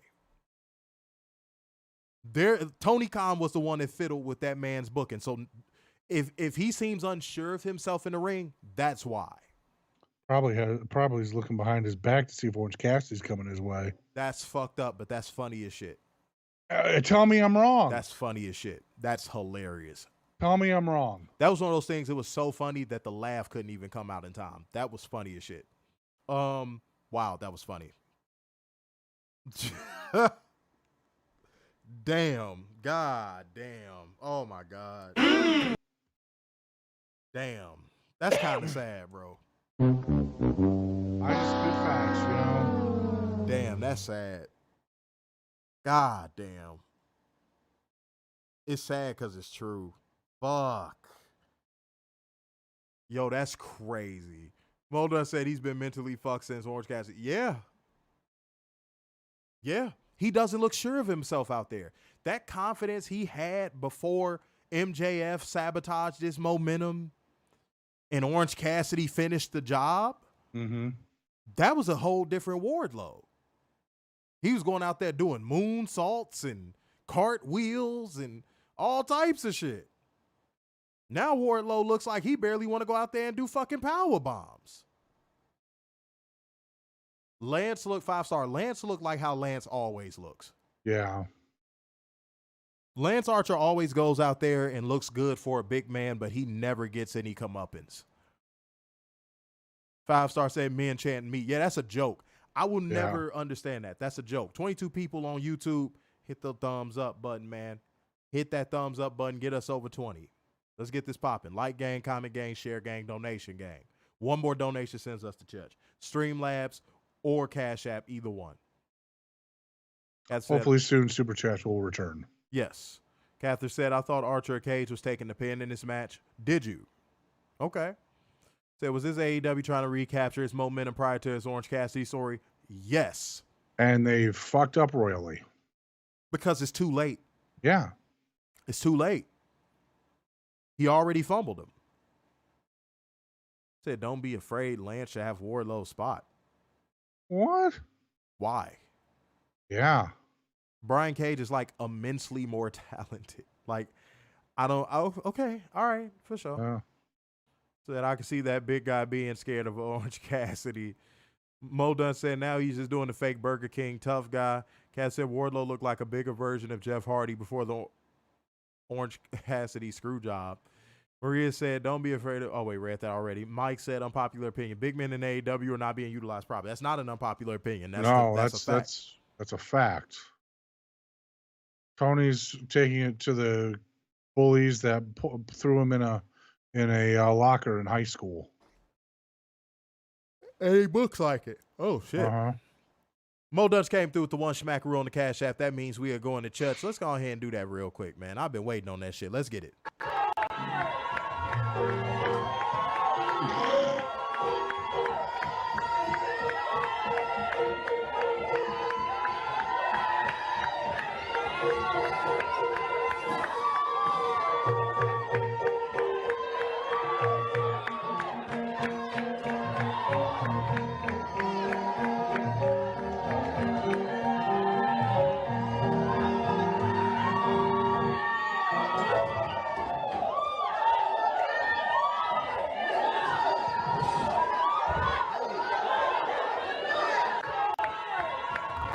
Yes, indeed. Yes, indeed. The Stereo Lion Salt spot with Jericho and Magnus was pretty good, too, by the way. Yeah. I like that. The Brian Cage is solid, needs a push to a singles title run. Almost thought Jericho was going to win. Wouldn't have minded Lance Archer winning, but I flinched when he moonsaults because of his neck. Yeah, facts. I forgot about that neck injury. Yeah, that's right. Well, just said, Tony Khan will push Cage like he needs to be. No. Catherine said, not the flying keyboard. Well, yeah, it's gone now. Yep. Well, it's gone. Mike said, I thought with Mark Henry and Paul White coming over would help the... Oh, God, it blocked it. God damn it. Okay. Would help the booking and storytelling of Bags and AEW. Not yet. Meant Biggs, but I get what you're saying. Yeah. All right, y'all, let's get this over 20 likes, man. Let's get this over 20 likes. Stop and hit that like button for us, man. Stop and hit that like button. All right, y'all. Oh, fuck. Well, no, actually, oh, happy day. Oh, happy day. Oh, happy day. Oh, happy day. Orange Cassidy lost. Yay. Oh, my God. Finally, but I have one problem with this one. One. Just one. Because Roderick Strong went out there and worked his fucking ass off in this match. Yeah, he did. They did the John Cena, oh, he only beat him because he's not at his best. He's injured. Oh, yeah, that. And I was oh, God. So if Tony. he's injured, that must mean he's going away. Dude, no, it's the John Cena thing, bro. You know how, John Cena will be injured going into a match he has to lose, and then he just pops up next week running down the ramp like he has a stick up his ass because he's not athletic whatsoever. Yeah. Dude, like I said, no. As soon as he took the shirt off, I said, I cannot believe they doing the Cena booking. I said, I cannot believe Tony Khan is doing this. Dude, why are you protecting this fucking 40, damn near mid 40-year-old that wears jeggings? What the fuck, bro? But no, Roderick Strong went out there. He fucking killed it. He was physical as hell. He showed why he's the Messiah, the backbreaker, and he inevitably won with the end of Heartache becoming your new AEW International Champion. Give your thoughts on this one, sir. Long overdue for Roddy to win something. And thank God Orange Cassidy is the terror of Orange Cassidy for now is over. Man, and Roderick Strong, stay healthy for a week, bro. More than a week. Stay healthy, bro, because you know what Tony Khan is going to do if somebody get injured with that belt again. Yep. Goes right back on Orange. For like probably this time 2 years. Yep. Please stay healthy, bro. Please. Let Orange Cassidy disappear into the fucking abyss like Britt Baker did. Please. Stay healthy. God damn, dude. But Roderick Strong went out there and put on a fucking show. Salute to you, Roderick Strong. He went out there and now that is how you put on a main event caliber performance. And when the lights are at their brightest, Daniel Garcia. That's how you do it. John said, I know Mo has been an issue for a while. Mo done said, but they're using the fucking injury angle. Get the fuck out of here. Yeah, dude, that made me so mad, bro. I said, I can't believe they did the Cena shit. I couldn't believe it. Orange Cassidy has held that title for a combined 471 days. When he shouldn't have held it. Man, take 470 days off of that shit, and that's about how long he should have held that belt. Pac only held it for 108. Moxley held it for 17, Ray Phoenix 20, and Roddy's at 1 right now. All of those people are Orange Cassidy adjacent, and look at how their booking was after they dealt with him. Yep. Even Moxley ain't been booked as strong as he once was since he fucking feuded with Orange Cassidy. Yep. Well, God damn it, the rematch clause. Fuck, I forgot. Oh, God. Mo said just so he could get his rematch and win again, he'll be healthy by Dynamite. Right. That's why I call it the Cena booking. Because Cena would be injured when he had to lose. He'd be injured. And then he'll come out the next night on Raw and nothing's wrong with him. Nothing. Mo done said, let's enjoy this for as long as we can. Man, y'all done scared me into thinking it's not going to be that long no more. Yeah. Mike said, Werner, how many days has that title been around? Since June 26, 2022, when Pac beat Clark Connors, Malachi Black, and Miro in a 4-way. I believe at Forbidden Door 1. Forbidden Door. Fernando said, don't worry, Roddy is going to keep the title. We'll see. We'll see. Hopefully he can stay healthy. Got to keep neck strong. This is Tony Khan we talking about. He is itching for an opportunity to put that belt back on Orange Cassidy. Or he hopes Christian gets hurt and then he can give him the TNT title. Shut the fuck up, bitch. Shut up, goddammit. Shut up, man. He's going to move up. God damn. Can we get to the tomato emojis in the comment section for Werner? Throw tomatoes at Werner real quick, y'all. Drop tomato emojis, man. Lots of them. We need lots of them. Come on now. Gotcha, bitch. God damn, why we fantasy booking fucking Orange Cassidy? I just want him to go away. Me too. Apparently not. You booking him for a TNT title run there. I wouldn't put it past Toni. I also wouldn't put it past Toni to make him the first Grand Slam champion. Now that we agree on. We've already agreed on that. Yeah, throw them tomatoes at him, man. Throw the tomatoes. Yeah, more. What Mr. Kraft say? More. Oh, me. More, goddamn. Fuck, I don't want to see him near no title, no prominent feud. Let him be the king of Rampage. I don't give a fuck. I mean, he's a young 40-year-old. You want to get slapped. You know Michigan is not that far of a drive. Right? You want to get actively slapped. Like, I will climb into your quarry and rustle through the trees to slap the shit out of you. Stop fantasy booking Orange Cassidy. Fuck. Dribble a basketball off your fucking face. Jesus Christ. More tomato. Even Maria's throwing tomato emojis. God damn. Give me a fucking knife. Mo said he's going to challenge for the world title next. Go to hell. No. Tag titles. Tag titles are vacated. Werner. Him and Trent Beretta. I'm going to cut your feed. I'm about to cut your feed. Him and Trent Beretta. It makes fucking sense. You can get mad at me all you want. Trent Beretta is going to be in that tag team with him, and they're going to run the gauntlet.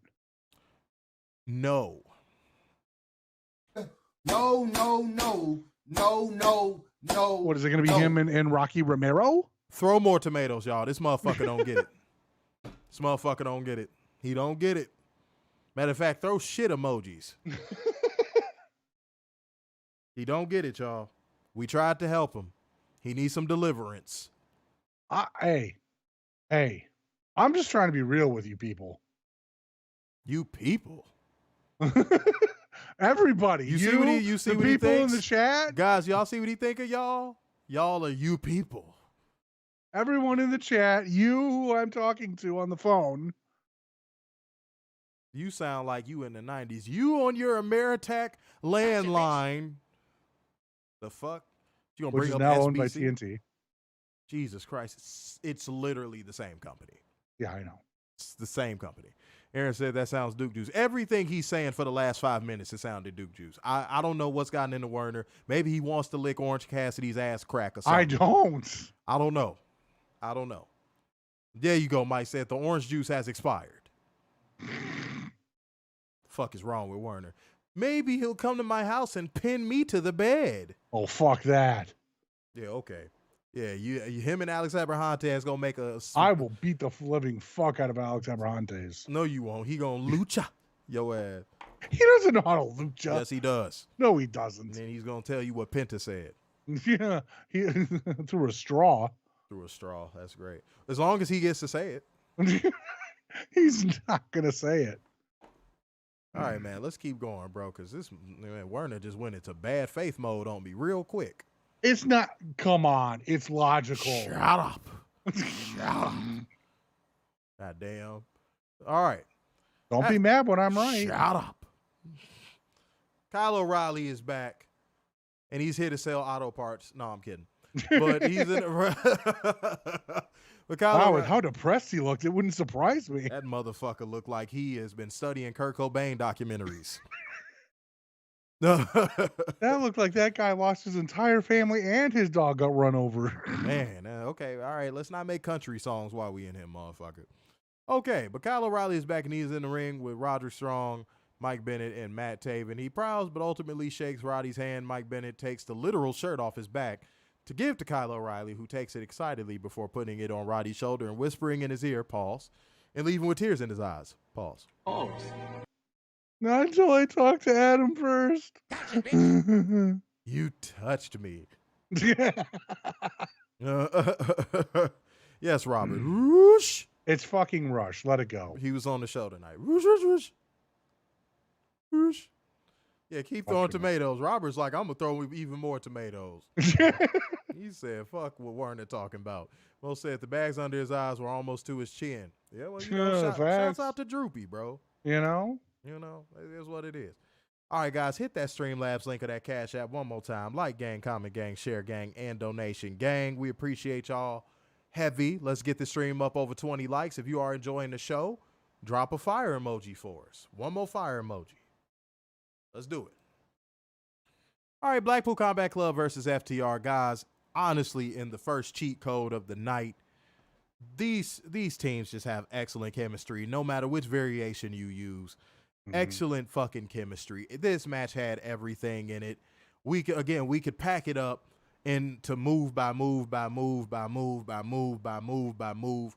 But y'all all watched it. Y'all all saw it, and I'm sure most of y'all enjoyed it. If you like this match, give a thumbs up. If you didn't like it, give a thumbs down. But we think it was a cheat code. We think it was a damn cheat code. Okay? Great fucking match. Great fucking match. Blackpool Combat Club won by referee stoppage with a body scissor sleeper from Jon Moxley on Dax Harwood. Wow. Wow, wow, wow, wow, wow, wow. This was where this shit picked up steam. I believe this is going to be at next month's pay-per-view too. Yeah, like Roderick Strong helped the pay-per-view pick up steam. Yep. And then this match carried the steam. Yep. And I don't know if we looked back, really. Yeah, I don't think we did. So, yeah. I'm going to put it like that. Yeah, I'm seeing the controller emojis in the comment section. Yeah, this one was a cheat code. I think this one was a cheat code. And you said you think they're going to run it back, right? Yep. Okay. For sure. I mean, wouldn't you? Well, they could do it at the next one. Yeah, that's what I'm saying. Dynasty or whatever. Yeah, it's they called. could add a stipulation at that one. Yeah. That said, There's no dog collar. I didn't have Dax bleeding before Mox. Okay, so Jon Moxley is very clever because he did the one thing that most people are afraid to do. He took away Drone's ammunition. Yep. A lot of y'all motherfuckers are scared to take away their ammunition. Jon Moxley was like, oh, all y'all motherfuckers think I do is bleed? Watch me go out here and have a string of 4-star matches without having to drop an ounce of blood. God bless him. God bless him. So salute to him for that. Well done said, this FTR 3 straight loss to Blackpool Combat Club, either tag or singles. Fernando said this match set the tone for the rest of the night. I agree. This definitely was a tone setter. It definitely was. But next up, we got Werner's favorite, Boothang, main squeeze. All Like right. he was there? Under the cover lover. Deonna Purrazzo going against what we thought was finna be the old Toni Storm. I know. Like, oh, I was shit. like, what the hell? I said, oh, and you heard the crowd pop too, right? Yeah. And I'm like, oh, she came out there with the whole shit on. We want big booty Oh, there we go, bitches, Werner, there we go. big And a booty, and a bitches. booty, and a booty, and a booty, and a booty, and a booty, and a booty, and a booty, and a booty, and a booty, and a booty, and a booty, and a booty, and a booty, and a booty, and a booty, and a booty, and a booty. But this was much to your detriment because it was 5 schmackaroos for Rouge, tomatoes. It's fucking Rush. It's Rouge. Always be Rouge. It's fucking Rush. Good old Rouge. It's Everybody fucking put Rush. Rouge in the comment section. It's Rush. Sure it is. I bet you went to the movie theater and thought you saw Rush Hour when it was really Rouge Hour. Fucking Rush Hour. No, it's not. It's Rouge Hour. Yeah, tell that to Jackie Chan and Chris Tucker. I sure will. Rouge. All right. Catherine said Rouge. There we go. Aaron said, oh, man. But, yeah, Mariah May came out there looking just like Tony Booty. Mm-hmm. And I was like, what the fuck? And then Toni Storm just runs out there full speed with her music. Yeah. I was like, what the fuck? Shouts out to the makeup team over at AEW. Man, because you couldn't tell me that wasn't her. Yeah. Shouts out to the makeup crew on that one. Like, it even looked like she had the thickness. I was like, what the fuck? Uh-huh. That was really good. I'm actually going to watch that again. I'm going to watch that clip again. Because I don't know how the fuck that got me in the moment. I was like, wow. I was like, oh, wow. I was like, Deonna did say she wanted the old Toni Storm.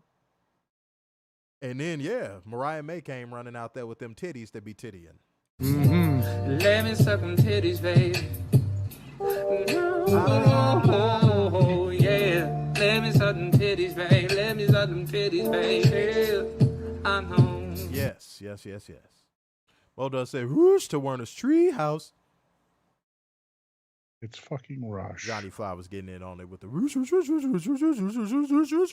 It's fucking Rush. Rush. It's Rush. You remember that old car alarm? That's what it used to do, right?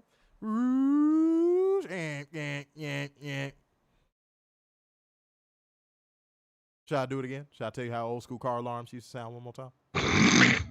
Okay, for sure. You good then. Aaron said Mariah looked exactly like the old Toni Booty. Yes, absolutely. Yeah, we all don't try to play.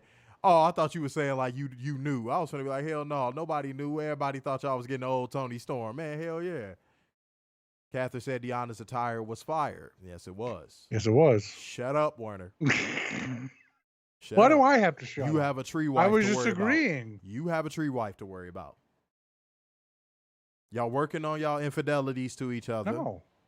Yeah, you are. No. You are. She No. cheated on you with a centipede. No. Yeah. Oh, so you're denying she cheated on you with the centipede. No, I'm saying there's no tree wife. I kept the files, man. No, there's no tree wife. I'm gonna drop all the text messages between Werner and his wife tree. Yeah, I like to see them because they're not real. They're very real. They're very not real. Y'all be fucking in that quarry.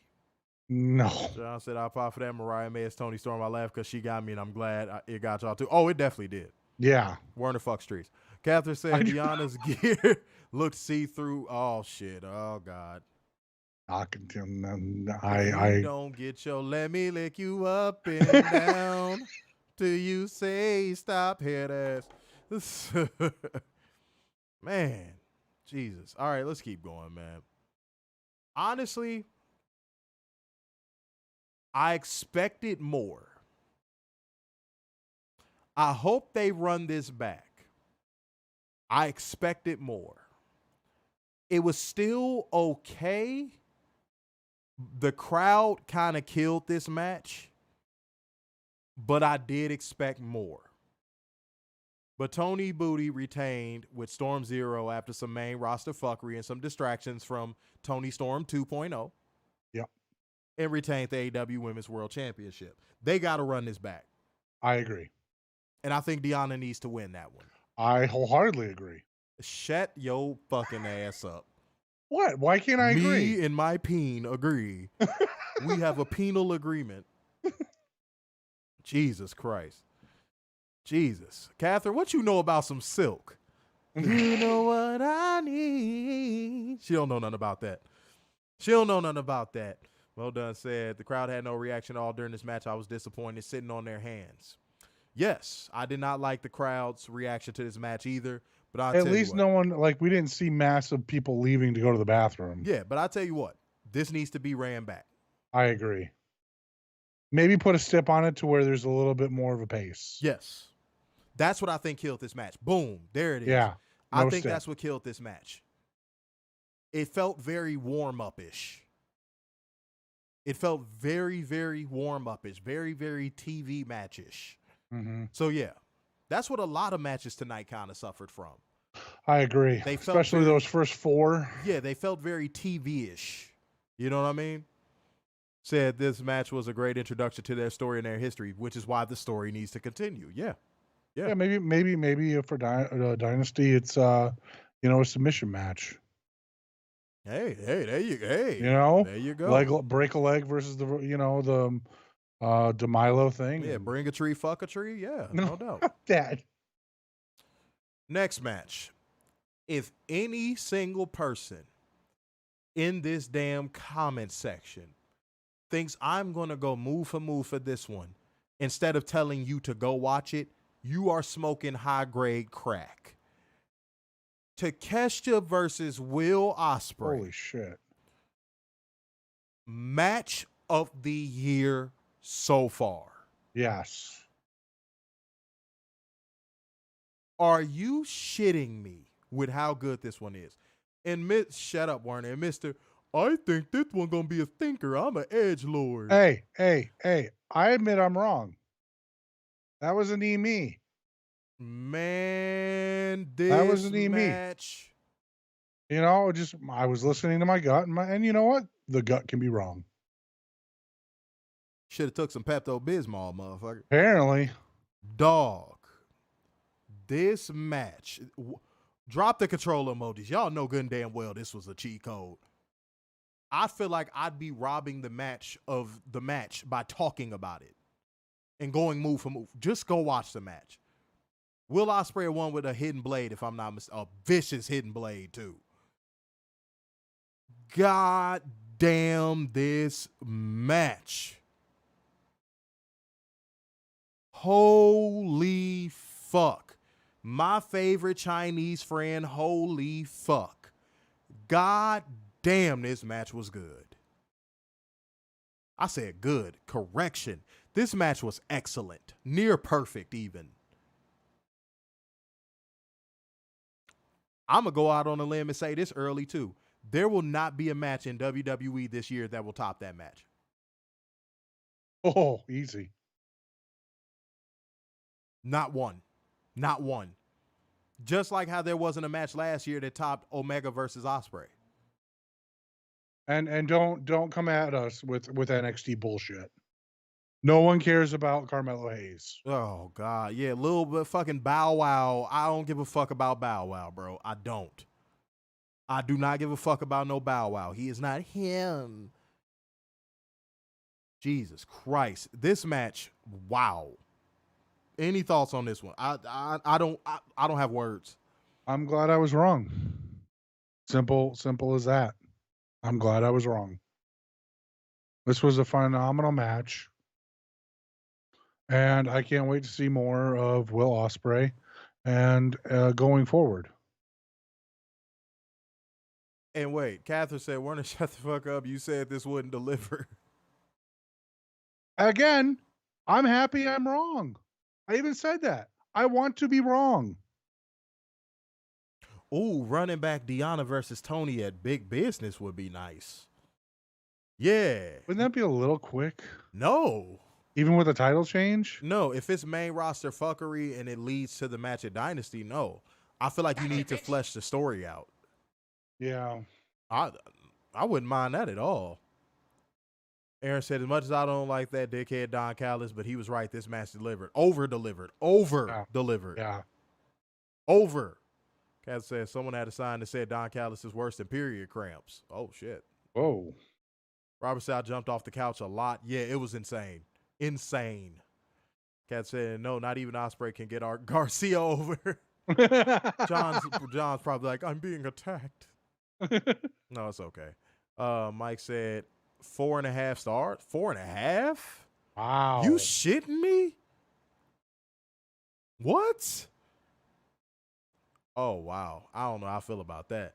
Catherine said Ospreay did get hurt in this match. He showed his bruise at the scrum. You saw it in the match. Yeah. No, this is a 5-star match. Easy. Yeah, Mo, this is a 5-star match. Easy. Easy. There will be nothing that will that WWE can do this year that will top that. Nothing. No. Nothing. John said, I knew that was going to be a good match and did not disappoint. Not even close to disappoint. Let's see what else we got. All right, for sure. Boom, boom, boom, boom, boom. Mike said, I still think those two can deliver more. Under what circumstance? That's important. Pay-per-view, TV, title involved. What are you getting at? But let's continue, because guys, it's 2 a.m. where I'm at in Chicago here, guys. We gotta get this going. But the fact that we got 21 people in here at 2 o'clock in the morning, fire. I like that shit. Yeah. All right. Post-match, Kyle Fletcher and Don Callis come up to the ring to celebrate as Ospreay gives Takeshita some head pats for a job well done. Kyle and Will embrace in the ring as we're informed they will be having a good old tussle on AEW Dynamite this week. Okay. We get to the triple threat between Hangman Adam Page, Samoa Joe, and Swerve Strickland. This had a big fight feel, guys. This match had a big fight fucking feel. But I gotta be honest. It was a good match. But it didn't start heating up until towards the end. Gotcha, bitch. I agree. It was a good match. Good match. But it didn't start heating up towards the end. They were trying to do a little bit of storytelling early in the match, and it kind of just fell flat. And I honestly feel like if they would have picked up the pace a little more towards the middle of this match, I probably would have had this on the same level as Ospreay versus Takeshita. They waited too long to pick the pace up in this match. And I want to say who I think the common denominator in that equation is. Samoa Joe. Samoa Joe may have lost that gear to go at that speed where it's just like move, move, move, move, psychology, selling, move, move, move. Maybe he still has it, maybe he doesn't. Who knows? And it looks like based on what happened, they may run this back because towards the end of this match, Hangman Page found himself locked up in the coquina clutch and he tapped before Swerve Strickland could get there and break it up. That told a story. Mm-hmm. Where this story ends up laying out, I'm very excited to see. Because just like how Mike said about the Ospreay Takeshita match where he was like, I feel like they could have done more. That's how I felt about this. And even with that feeling, it still was a damn good match. But Samoa Joe won with the coquina clutch on Hangman Adam Page, and he retained. I think we agree that they should have pushed the action from the start. Yes. Like we talked about this in investment ratings. We sure did.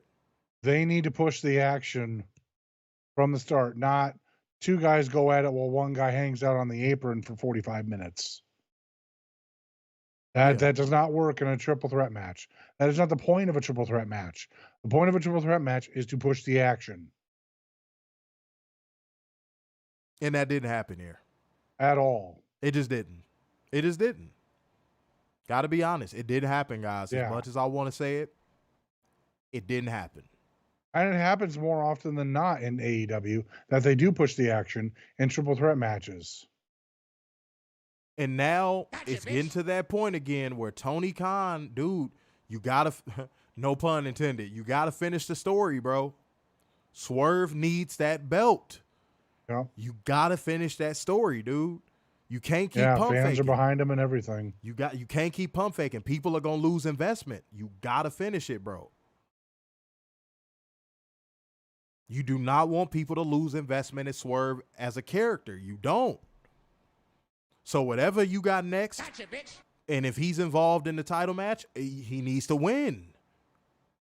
He needs to go into All In as champion. He does. And you're running out of time to do that, bro. Pull the trigger. That's all I got to say about that. Mo Dunn said he doesn't want another triple threat match. Mike said Swerve needs to have a major singles title soon. Cass said I see Swerve winning at 2-0. Robert said you saw Hangman smile at the end of the match. Eric said I think Hangman tapped out intentionally to prevent Swerve from winning the belt. Yeah, that's the story. I said that was the story. Yeah. Mr. Mayhem said Swerve should win the belt at the next pay-per-view. Mike said not only will people lose investment, but Swerve may lose interest in performing for you. I don't think he's at that point yet, but I think the fans are getting close to that point of where they're going to lose investment, though. I think if it was like, say, a year from now and we're still pussyfooting around, then I would agree with you. But the fans are more of a threat to lose investment than Swerve is. Yeah. Yeah, I can see the Don Callis family turning on Will Ospreay because he's ready to shoot out of a cannon as a singles wrestler in AEW. And apparently be face. Catherine said Hangman was the weak link in this match. Hands down. Yeah. Hands down. Absolutely. I liked his psychology in this match, though. I did like his psychology in this match, though. His psychology helped that finish get home. So you could talk about his wrestling, yeah, I agree. But like the selling and the psychology he did in this match, beautiful, beautiful work. All right, y'all, let's keep going, man. It's time for us to keep going so we could get the fuck up out of here because we have reached the main event. Ric Flair and Ricky the Dragon Steamboat would make their way out to get ready for Sting's last match. I'm going to do something else that is a first-time thing. You know what? No, I'll actually go through this. He deserves this. I'm going to go move for move on this one. It's going to take a minute, so bear with me. It's going to be a little Ben Steinish, but bear with me. Let's do this. This is my favorite wrestler of all time saying goodbye, so I'm doing this. Darby Allin starts things off with a dive, bringing the Young Bucks back in. Stereo Stinger splashes, and Sting's sons dressed as Surfer Sting and Wolfpack Sting. Guys, did I or did I not predict that? I said I wanted a Sting through the eras entrance. And what did we get? By the way, through the eras. And his oldest, I think that's his oldest son. The Surfer one looks like a spitting image. But his other son has his athleticism. Yeah. He jumped from the halfway point of the ring on those Stinger splashes. Yeah. The one in the Wolfpack had the athleticism. He had that athleticism. The one dressed as Surfer Sting has the bulk and the look, but like the other one has that athleticism for sure. All right. I would love to see them get in the ring, like for real, by the way. Never know. But double Scorpion Deathlock from Sting can't finish the Bucks. I thought they were going to finish it right there. I'm not going to lie. Was it just me? I'm like, are they going to end it this quick? I thought they were going to end it real quick. I thought there was a great swerve to do. But then to the floor, Whips put Nicholas into the barricade a few times, passing him into the crowd, back body drop on the floor. Coffin drop follows. Baby faces get panes of glass from out under the ring, laying one out across a bunch of chairs, smashing one with a baseball bat. Sting did, fighting way up into the stage the long way. Pause. Nicholas with a jawbreaker on Darby, Falcon Arrow off the stage, and then through some tables. I would have liked to see the selling be a little bit better in this match, though. Yeah. But Matthew with right hands to the icon. Sting blocks a hip toss and lands a body blow. Inverted face lock. Jackson gouges his eyes to break free. Suplex off the stage and through a table. Fuck the Young Bucks chants rain down, and Nicholas takes Darby back into the ring and leans a ladder in the corner. Double powerbomb into the ladder. Darby Allin fighting them 2-for-1. Yoshi Tonic on Matthew all the way up to the top. Nicholas on the glass. Senton Atomico off the top into the floor, but Matthew pulls Nicholas out the way at the last second. And Darby Allin goes through a real pane of fucking glass. And he turns over. And the cuts that you saw, the tiny lacerations and cuts that you saw coming off of his back, and the pool of blood that was gathering around him immediately, is a visual that will be played in AEW video packages for as long as they exist. I bet you it'll be on the Dynamite reel. Holy fucking shit. Darby Allin is a lunatic. The shatter that glass made when he hit it and the immediate lacerations look like some shit out of a fucking horror movie. His elbow was grinded. Like, guys, if y'all go look at pictures, Darby's elbow was fucked. And the left side of his back was fucked. That man is going to need at least 100 stitches. At least. Darby Allin is everything Tony Khan wants to pretend Orange Cassidy is. Facts. Let me say that. Darby Allin is an actual badass. Not some 40-year-old playing with his jeggings and putting his hands in his fucking pockets. Oh my God. Darby Allin put it all on the line. But the Young Bucks work his Sting over, elbows in the ropes, and the Icon makes his comeback, smashing Matthews' head to the mat, climbing the ladder, but he recovers and puts Sting through the table. Sting pops right back up. The Bucks have some glass in the corner, and he lights him up with punches, but then the Bucks throw Sting through the pane of glass. Then a low blow, Scorpion Death drop. Sting will not go out like that. Blood spattered on Nicholas' face as he goes for one of the title belts, and Ricky Steamboat stops him. Big chop, but Matthew wallops Ricky to drag a Steamboat with a chair. Ric Flair slides in the ring to check on Sting and begs off Matthew. And they end up hitting a super kick party on Ric Flair. Then they hit a super kick party on Ricky the Dragon Steamboat. Belt back in hand. Matthew blasts Sting in the face with it. Cover. Still, Sting refuses to go down. Super kick party on Sting, but he's fired up and beats his chest. Double lariat takes them out. Scorpion Death drop. Nicholas breaks it up. EVP trigger, but again, Sting kicks on out. He will not be put down. The Bucks arguing with referee Rick Knox, and Matthew talks Nicholas down They grab Sting's hands again. Another EVP trigger. Sting kicks out at 1. Sting kicks out at fucking 1, ladies and gentlemen. Beating his chest more. Super kick party. Drawing Icon up. Setting him up for the Tony Khan driver. Darby's alive. He pushes Nick off the turnbuckles and through a table. Scorpion death drop on Matthew, but he kicks out. Coffin drop by Darby. One last Scorpion death lock, and it was all over, ladies and gentlemen. Darby Allin and Sting win by submission with a Scorpion death lock from Sting on Matthew Jackson, retaining the AEW World Tag Team titles. And that shit is hitting me now. It didn't hit me in the moment. And in one of the most beautiful wrestling moments you will probably see in a lifetime. Sting got to go out his way, his terms, with his head held high and a victory in his fucking pocket. And I'm going to say this because this is the person I have to thank. And I thank you so much for introducing me to this beautiful thing called professional wrestling. For him to even become my favorite wrestler, because you took me to the shows. You made sure I watched it on TV and I never missed an episode. And Warren, you might have to talk, bro. I'm getting choked up. All right. So I'm going to talk about the beginning. God damn. So we saw the vignette, which got everybody choked up. Let's be real. Yeah. Sting is not my number one favorite wrestler of all time. We all know that. We all know I was a big Undertaker fan. So watching this, I was sad for Sting, and I'll admit I teared up. It was, how could you not? But then I got angry. And I know why. Because, again, the way they treated the Undertaker at the end of his run was pathetic.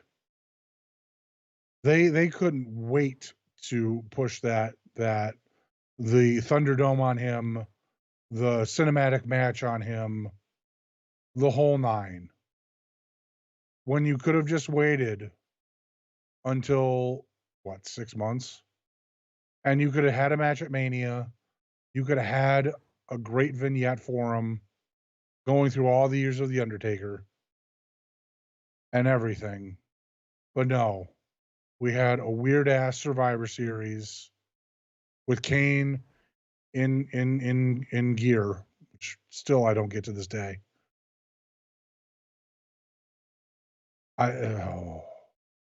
It's frustrating as an Undertaker fan, but for Sting, this was wonderful. It was a beautiful thing to see. I love seeing his sons getting involved. Surfer Sting looks like a spitting image of his dad. I'll say that again. I love seeing the Swerve quick end with the stereo Scorpion lock. That was great. I'm really curious about the real glass thing. I really am. Because this is like the second or third time where people have mentioned real glass since CM Punk left. Man, I ain't trying to hit that, man. I ain't trying to take. No, I know. So I'm just, I don't know if this is just them poking a bear. I don't know. Who cares? He ain't in the company no more. No, I know. Dude, Sting coming out to Seek and Destroy by Metallica, the final Showtime video package. It was all beautiful. And again, Ahmad, thank you. I miss you so much. I thank you for introducing me to this shit. I do. And this was amazing. This was amazing. This was beautifully done. And like, wow. Man, I'm lost for words now. That's what I wanted to say. To WWE.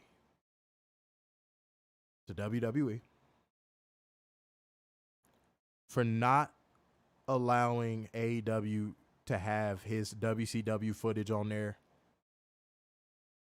but they allowed you to have,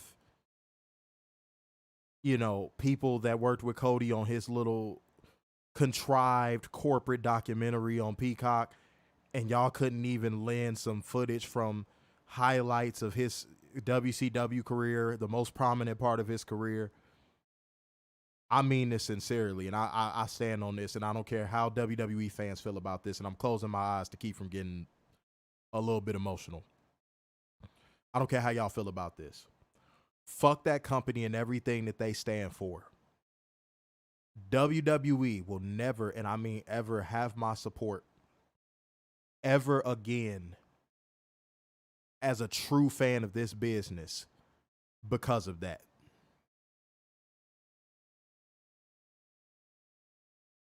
We'll cover them, we'll review them, but that was like a final blow for me. That was a final blow for me. That was a final blow for me. That was a final blow for me. I will never respect them as a company. Never, ever again. Any goodwill they had left with me from the Attitude Era, Ruthless Aggression Era, all that stuff, any goodwill they had, it's gone. It's permanently gone. They will never get it back. The amount of legendary wrestlers I've seen that company shit on, they will never earn it back with me. Ever. We'll review it unbiased and objectively. We'll do that. But me personally, I will never respect that company. Ever.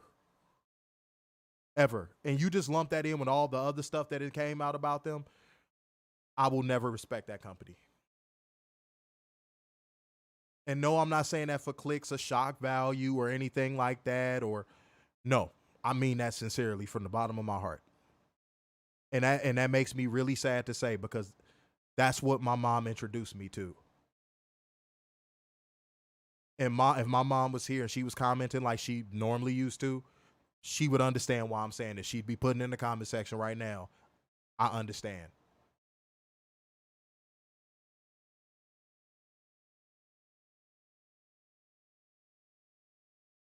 That company's pettiness, cowardice, you name it, that company has been founded on and has continued a tradition of, it can all burn to the ground. It can all burn to the damn ground. And I'm gonna eat some crow, no pun intended. I'm gonna eat some crow on this one. The Young Bucks went out there and did everything in their power to make sure this match was great for Sting. So salute to them too. So that's where I'll admit I was wrong. I did not like him choosing them as his final opponent. I didn't like that. I wanted to see him in a singles match, but you know what? This was perfect. So salute. Salute. I don't got anything else to say. So I guess we could go to ratings. And I feel you about The Undertaker. I mean, I can understand why you feel that way. Let's go to ratings. I landed because, like, honestly, this show got pulled up by the back end of it. I'm going with an 8.6 for this show. The second half of this show saved it. Let me say that in all seriousness. The second half of this show saved this show. Moment of the night, be fucking for real. My favorite wrestler of all time, finally riding off into the sunset on his terms, his way, with his head held high. Thank you, Sting. Thank you. Thank you. Thank you for all of the memories. Thank you. Thank you. Go ahead. I'm gonna go a little lower and say 8.2 because those first four matches were yikes. Yikes. Moment of the night, Sting. Everything was a chef's kiss tonight when it came to Sting. It was perfect.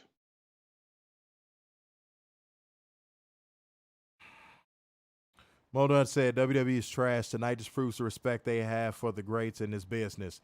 No matter what, you should let the talent have their moment. This is their careers, not yours. Mm-hmm.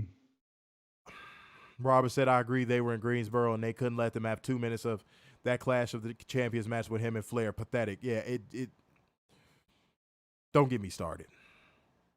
Catherine said, rating 9. Moment of the night, Sting going out on top. Mr. Mayhem said 9. Moment of the night, Sting walking off into the sunset. Modun said 9. Moment of the night, Sting. Aaron said 7.5. Moment of the night, Sting retirement, and Ospreay. No, you get one. Okay. That bad said Sting top 5 all time.